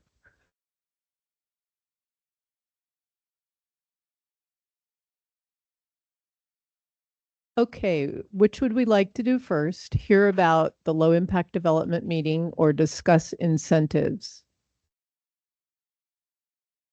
Pardon? Okay, I agree with that. All right. Who are our expositors, Jessica and Wendy? Yeah, I say, well, I got a nod, so I'll go first and then Wendy can supplement. So VCARD hosted a joint event, I think with FPZA. It was a joint event between VCARD and the Florida Planning and Zoning Association, where Sam came and went over the incentive LID program, all of the best management practices and all of that kind of process that we know about in depth. I think because of the joint partnership with FPZA, who Sam did a separate presentation for as well on the program, we had more people from the elected official level at this one. So the policymakers were in the room, which was really good. And I think we heard a lot of questions afterward about how they could implement this in their local governments. So I thought it was well attended. It was a good discussion. We had the county go over the LID program, and then Ferguson Waterworks went over some of their technologies for green stormwater infrastructure. So Wendy, anything?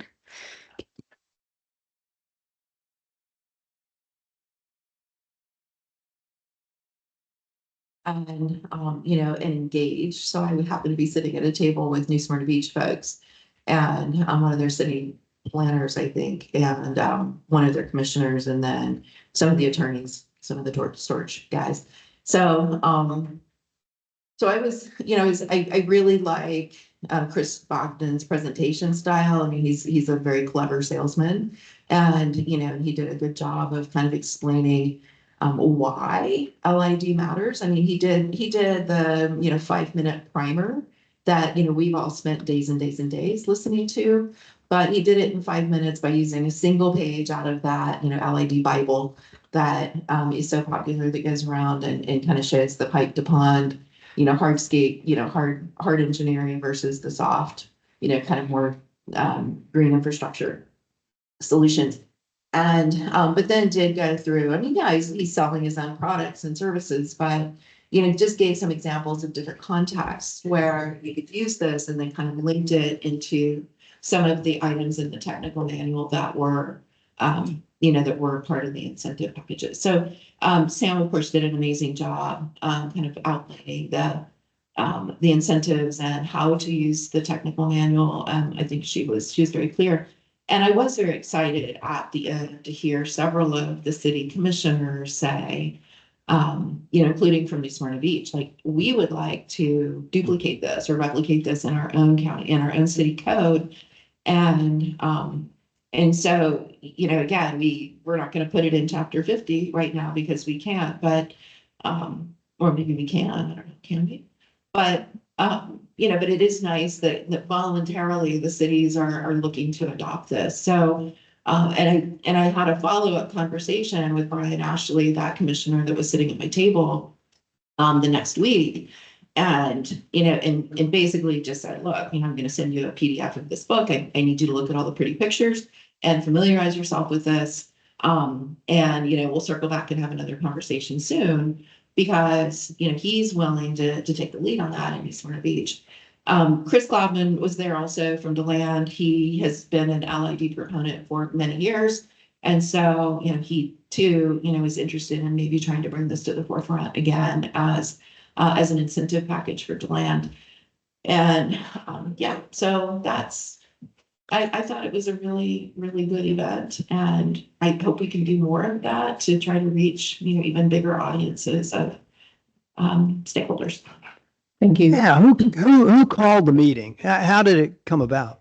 It was a Volusia County Association for Responsible Development, a seminar, educational seminar. I see. So we got Sam to. Because that's Yeah. terrific. I mean, that's really good. It's encouraging that, something that we were participating in is going to another level and being addressed. I think that's fantastic. Were there any developers or builders there? I mean, Yeah. was that the majority of the crowd? So because it was a joint event with FPZA, I think we had a pretty broad range of local government, staff members, policymakers, elected officials. You had engineers, you had land use attorneys, you had developers. It was a pretty broad range audience. That's really terrific. And I think Sam has done, well, a standalone one for FPZA members, that V card one, and I believe she's taking it to the Marine Resource Council conference as well. So, yeah. That's great. Thank you. And then, so cities could just adopt it even in spite of 180 because it's totally voluntary and with incentives, right? Yes, which is why we were able to keep our LID as well. As long as it's voluntary, it's not more cumbersome, more. Good. And then how many do we have in so far? Approximately. Well, we have one PUD that's going to implement some of the LID standards. They already have it in their PUD development agreement. It was approved by council last night. So whenever they come in, they said they're in full implementation. And I also was speaking with one of our older projects that is coming back from the grave, I could say, out in New Smyrna, and they're going to be redoing their entire project for townhomes and going to be implementing LID. So I was speaking with him 2 days ago about it. So 2 for sure. Jessica. This is completely tongue in cheek, but for the record, if Mike Woods ever watches this, we have a race to see who finishes the first LID project. And I don't think it counts if it's in a PUD. I think you have to do the full staff review level. So I can still win. That's my.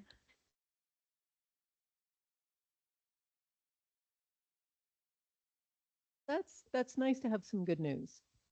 That's really good to have some good news.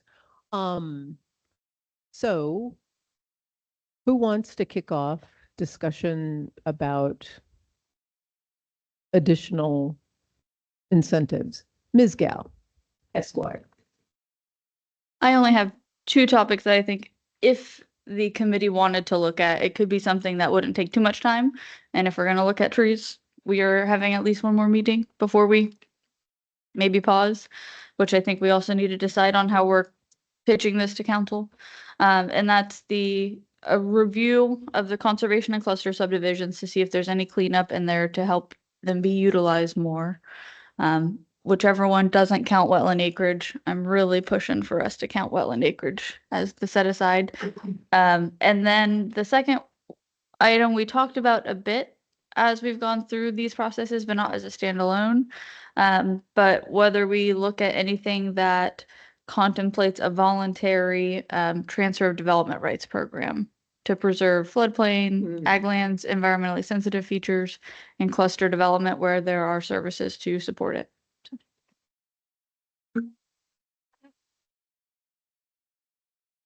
I have just a couple thoughts on that. And it should tie, I think it tie into like, where do we go from here with council, is that both of those things are outside of the Chapter 50 environmental minimum standards, which is what the resolution that created the committee stated. I think that the council could absolutely say those are worthwhile things for you to look at, but I feel like the council probably needs to say that because they're not, within the very specific resolution language. So, Wendy, is your card up for speaking?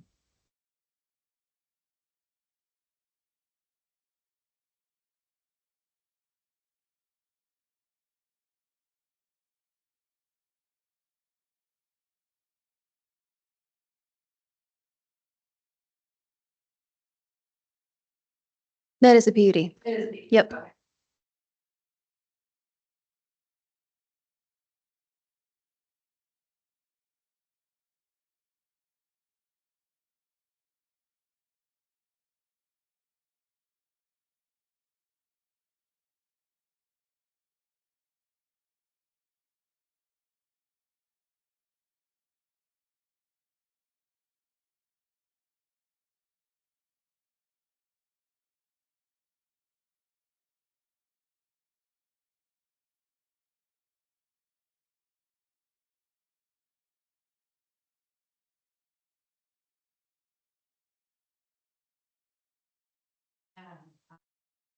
They were benefit. I can tell. You know, after they. Yeah. But they took. They took the.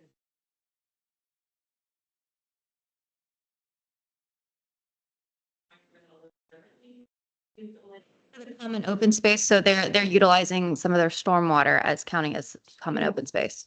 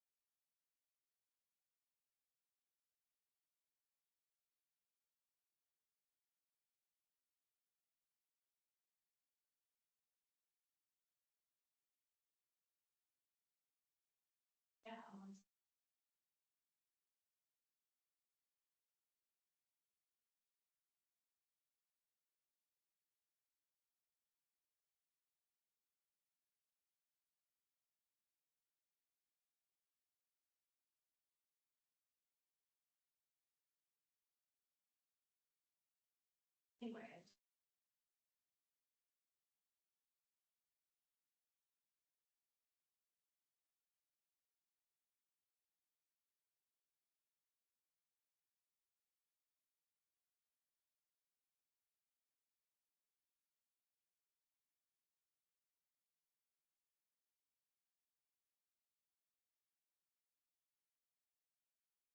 John, me, Bill.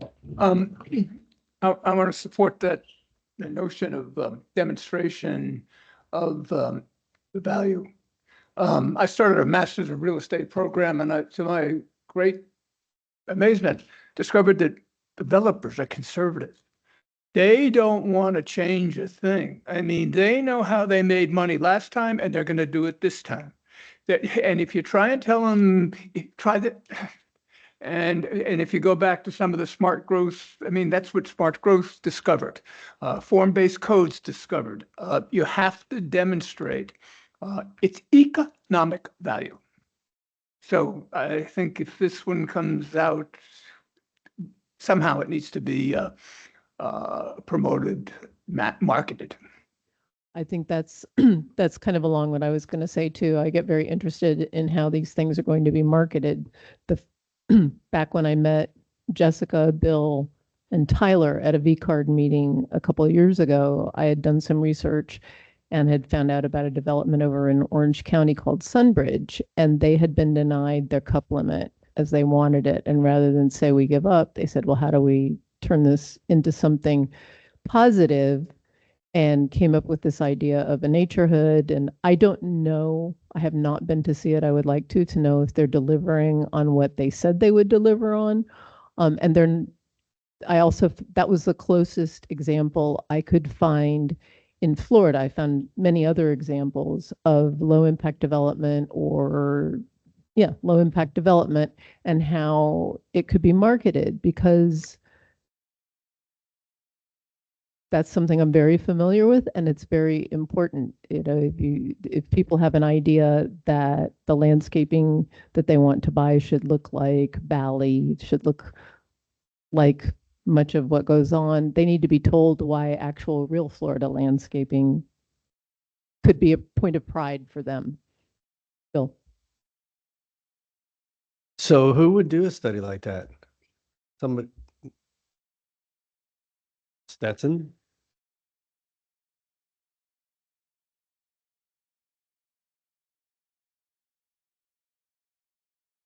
Well, look at that.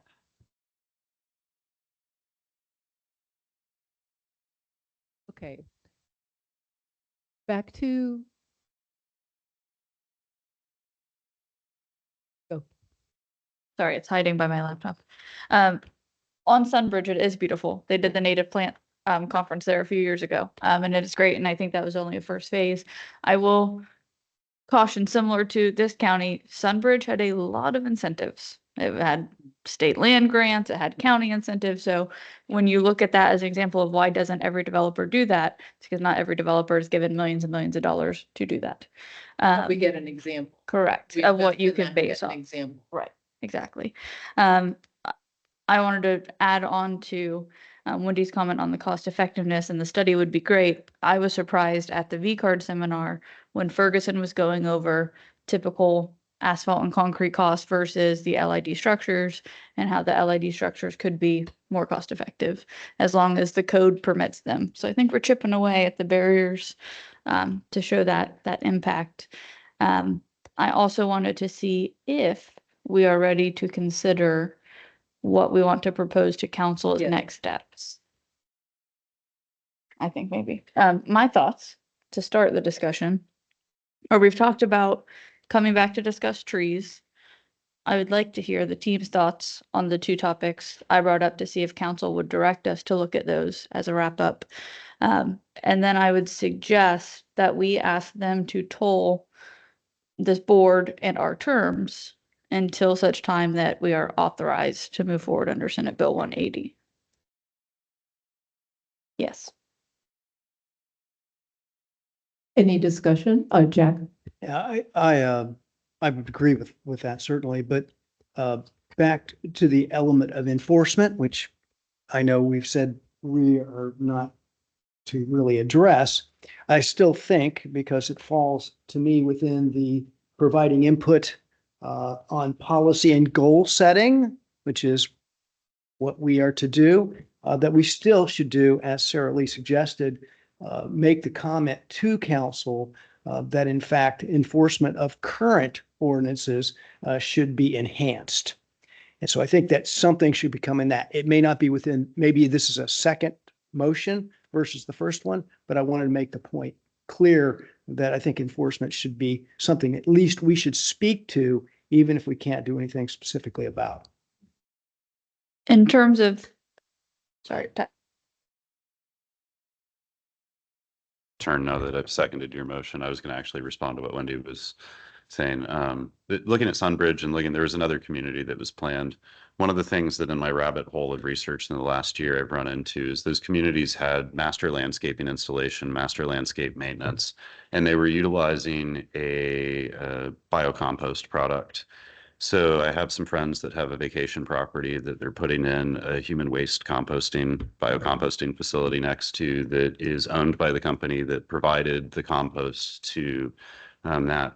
So there's a problem in our farmland in the United States and with all compost that we have access to, that our municipal waste treatment systems are where our industrial waste goes to. So we have high concentrations of things like PFAS chemicals that we can't get out of that industrial waste that goes in PFAS and other chemicals, but it's specifically those we don't have a treatment process for. So we're taking that and we're putting it in huge piles that we turn into compost, and then we're going to just spread it through our communities. So, John brought up the developers are conservative because they want to know that they're going to make money again. We also want to know that we're not going to do something really stupid that's going to have a bunch of stuff that we have to go remove, and now we have a hazardous waste that we have to deal with. There's a reason that conservatism happens, and it's to avoid unintended consequences. So with LID, I think that there's some great techniques. We've been adopting them for years within, my circle of influence, the engineers I know, where it makes sense for us to incorporate something we do, but it's not always cheaper. It's not always better. And sometimes you have a client that they're conservative because they've had something where they tried it new and they had a huge after the fact expense that they got exposed to. So I just want to put that out there because sometimes things will get said that can paint a picture that, developers aren't just self-interested trying to make money. A lot of them live in the community that they're building in, and they want it to be a nice community as well. So, as we have those types of conversations, I don't think that's what you were meaning.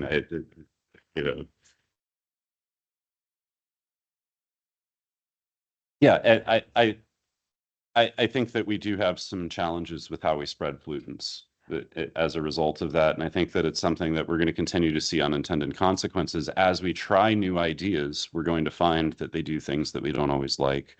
And so I have from the beginning been a fan of prescriptive code and minimalism as what we tried to push. Now that we've been kind of neutered on being able to do most of those types of things, I think that it's just, it should be good for everybody to have in their mind that we don't want to move faster than we have the knowledge of what we're doing.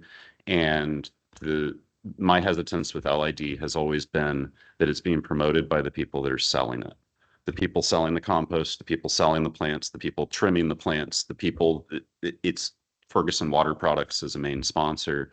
They have a lot of great technologies that they sell, but they also are profiting from it. And so I have always been of the opinion that we should have a level of skepticism and be doing our research about what is actually going to occur before we buy into what's being presented.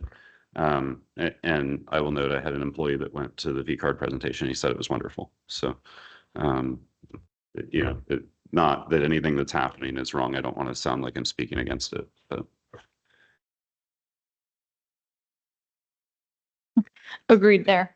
You never know 5-10 years down the line how it looks, and we'd want that before we require it. I was going to answer Jack's point, which is I think depending on how staff sees this presentation to council going on the current status and work plan and suggestion, whether it's a staff presentation or our wonderful chair gets to do it. I think that we could focus on, she's like, what? We could focus on, a statement somewhere along the lines of we believe we have strong protections for the environment in our code right now. And while we can't make changes, we recommend the continued implementation of those to the highest extent for enforcement. Is that a second motion? I could amend my motion to include that. Okay. We have a motion to, as we've already read, move forward with tree preservation, to take 2 items that are not necessarily ENRAC that Jessica noted, to present those to the council to ask if that's something that they would like us to look at and make recommendations about, to also make a statement to them that we have very good ordinances, but that we would recommend that they be enforced to the greatest extent possible. Yeah, something like that. Did I leave anything out? Okay. The tolling of the term. Okay, that, because that we didn't discuss, we discussed it at our last meeting, the idea of pausing. So I have a question on that before we vote, discussion question. I walked into the meeting thinking that I would be very much in favor of pausing rather than disbanding, especially because it sounds like we have a date for something to happen, which is November. So we may be back together. So would we, under this motion that you have made, motion maker Ms. Gal, does this mean that we would meet in September and discuss trees and then pause until November, or keep going on trees until, I'm just going with the housekeeping of it, the practicality of it. I'll let Ginger answer first. Maybe if they're trying. Sorry, my suggestion would be that we meet again next month and we deal with trees. And between now and then, I can talk to our leadership and find out if they have a preference on how we would go from here. Of course, Clay is gone. So I'll talk with Suzanne Conchin and find out, what they think. I was kind of hoping that in the last couple of council meetings, some discussion of ENRAC would sort of organically come from the SB 180 conversations, and it didn't. But I think that we can certainly, tackle the tree issue in our next meeting, and then maybe get a little bit more clarity on the other two, the voluntary transfer of development rights and the review of the conservation and cluster subs to see what does that really mean. And talk about it briefly at the end of our next meeting, and then take whatever recommendation at that point to council, right? Tee that up and be ready to say something. I'm not sure that we're super ready to have a statement for council right this second.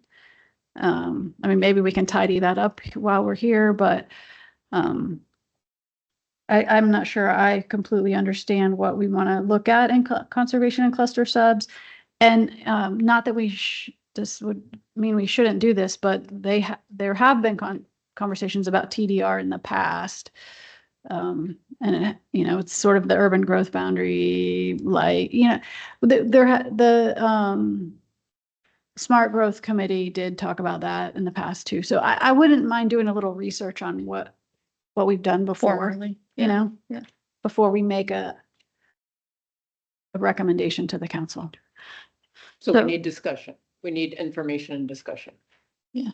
And I think with that insight to try to answer your question, I like that program of work if the team does. Maybe I'm going to say, if we can mandate ourselves that the next meeting we finish trees, no more, just one, just the next meeting on trees. Yeah. We have 4 hours, guys, 3. That would be good. We can talk about the history of the others and maybe get more kind of board direction on if we want to take that on and pitch it. I see it as a pitch of a revised work plan to council given Senate Bill 180 for their review. That contemplates the tolling and here's what we've wrapped up, here's what, we think we can do. And I think the trigger would be that we would reschedule our regularly scheduled meetings when there's a change to Senate Bill 180 that allows us to proceed with more intensive development or regulations under the work plan. And on that, I think we vote. Oh, John, and then Jack, and then Tyler. Yeah, and I was going to add, just because we think there may be a special session in November, we may not. And even if we do, we won't meet until the results of that December or even the first of the year. So don't hang your hat on November meeting. But the other thing too, tree ordinances, if we revisit that at our next meeting, which sounds like we are, can we go back through just to make sure whatever we've advised or not changed, but consider changing, make sure it doesn't conflict with 180 as well? and have that presentation for us as well. Yeah. Okay.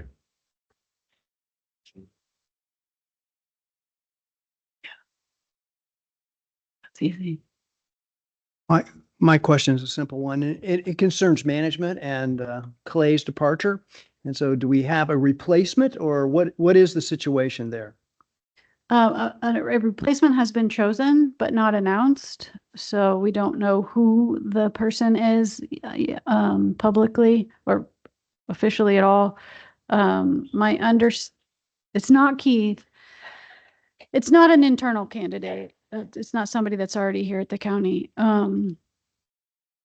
And I can't remember if I think they probably won't start until the end of September or the beginning of October. Right. In the interim, Carol McFarlane, who's our Planning and Development Services Director, is the interim growth director. Yeah. Tyler. So I think my thoughts are that realistically, we have a meeting next month. We get through trees. And then there's nothing that we have as a committee that we think we can talk about unless council releases additional purpose for our committee. And we're asking to tentatively cancel October moving forward until something changes, right? That's what the motion that we're about to vote on. Okay. Just wanted to make sure that that was clear. And I just want to make sure that I'm clear that we're talking about pausing so that our terms don't run out, because that was a grave concern that we talked about. Okay, good. Thank you. So any further discussion? All right, all those in favor of meeting in September, trees, and sending our questions to council and probably not meeting again until we can actually changes? All those in favor? Aye. Anybody opposed? Can I throw a wrench in the works? Oh, golly. So we have 45 minutes left. We could talk about trees. Oh. Okay. Okay. Well, You don't realize that everybody thought this meeting was going to be 15 minutes today. we have one sticking point with what we proposed, and it's specimen trees. We're not changing anything else other than what's on the pages that we provided. And the only issue that we've uncovered through that is the specimen trees.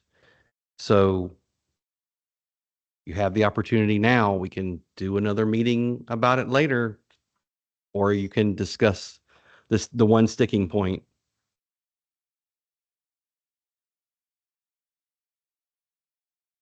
There are, but the only thing I heard pushback on was the specimen tree requirement. The only potential from that discuss was the specimen tree.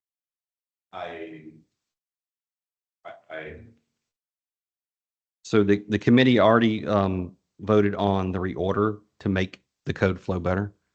It was approved. The move to 1.5, the committee already voted on and approved to make better, or to make that change. The only thing that's in here is the waiver to the 20%, which I don't think anybody has an issue with. The modify the specimen tree requirements, and the modifying of the minimum standards. So if you have a 5-acre ag lot and you're building a house on it, do you think you should have to plant one tree per 2,500 square foot lot space for the entire 5 acres? Or do you think they should just have to plant one tree per 2,500 acres for the project area? I don't think anybody would be opposed to that. So that leaves the one issue, which is the specimen trees.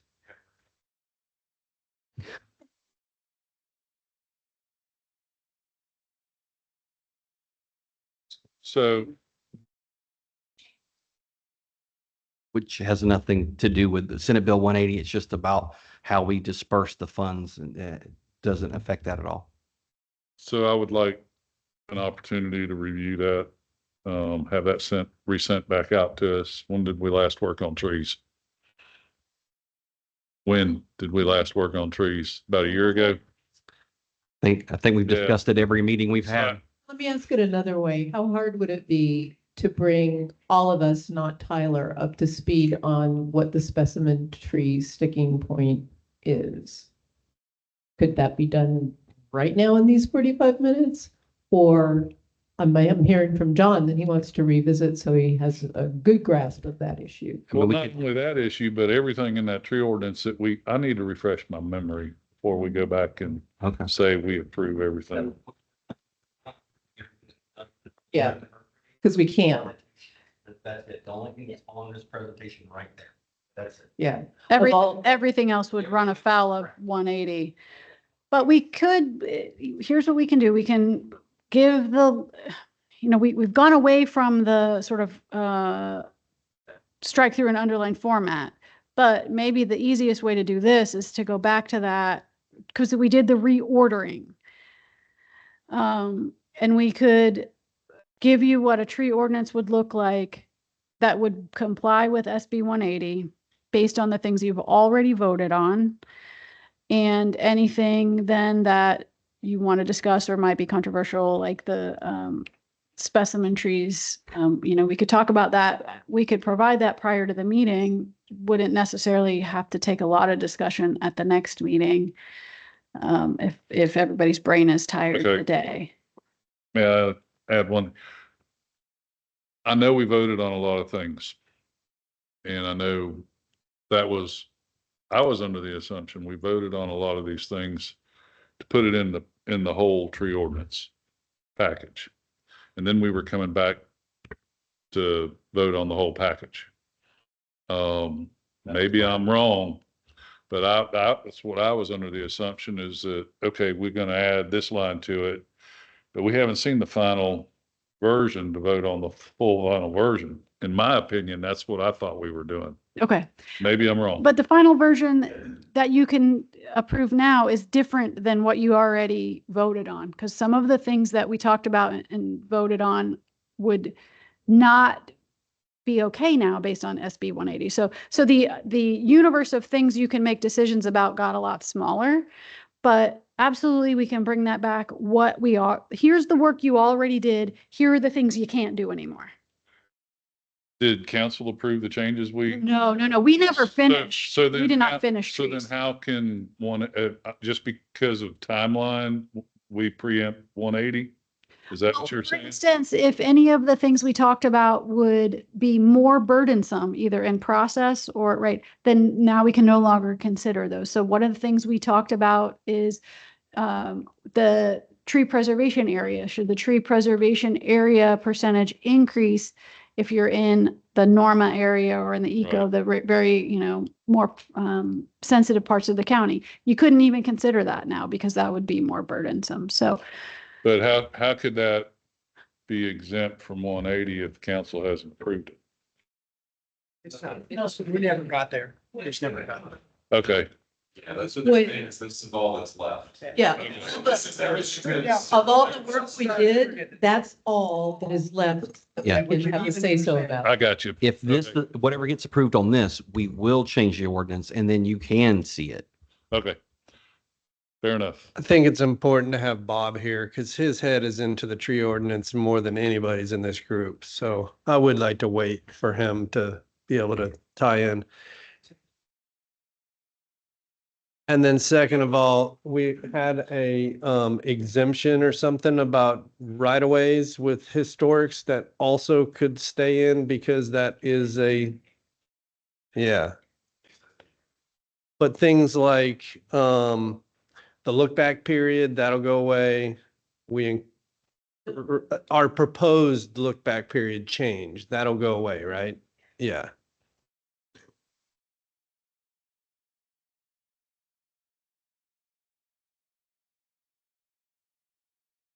Okay, we voted and then Ginger had the monkey wrench. Okay, so the vote stands. So we'll see you in September, which is the Wednesday after Labor Day. Right? Yes. Going once, going twice, meeting adjourned. Thank you.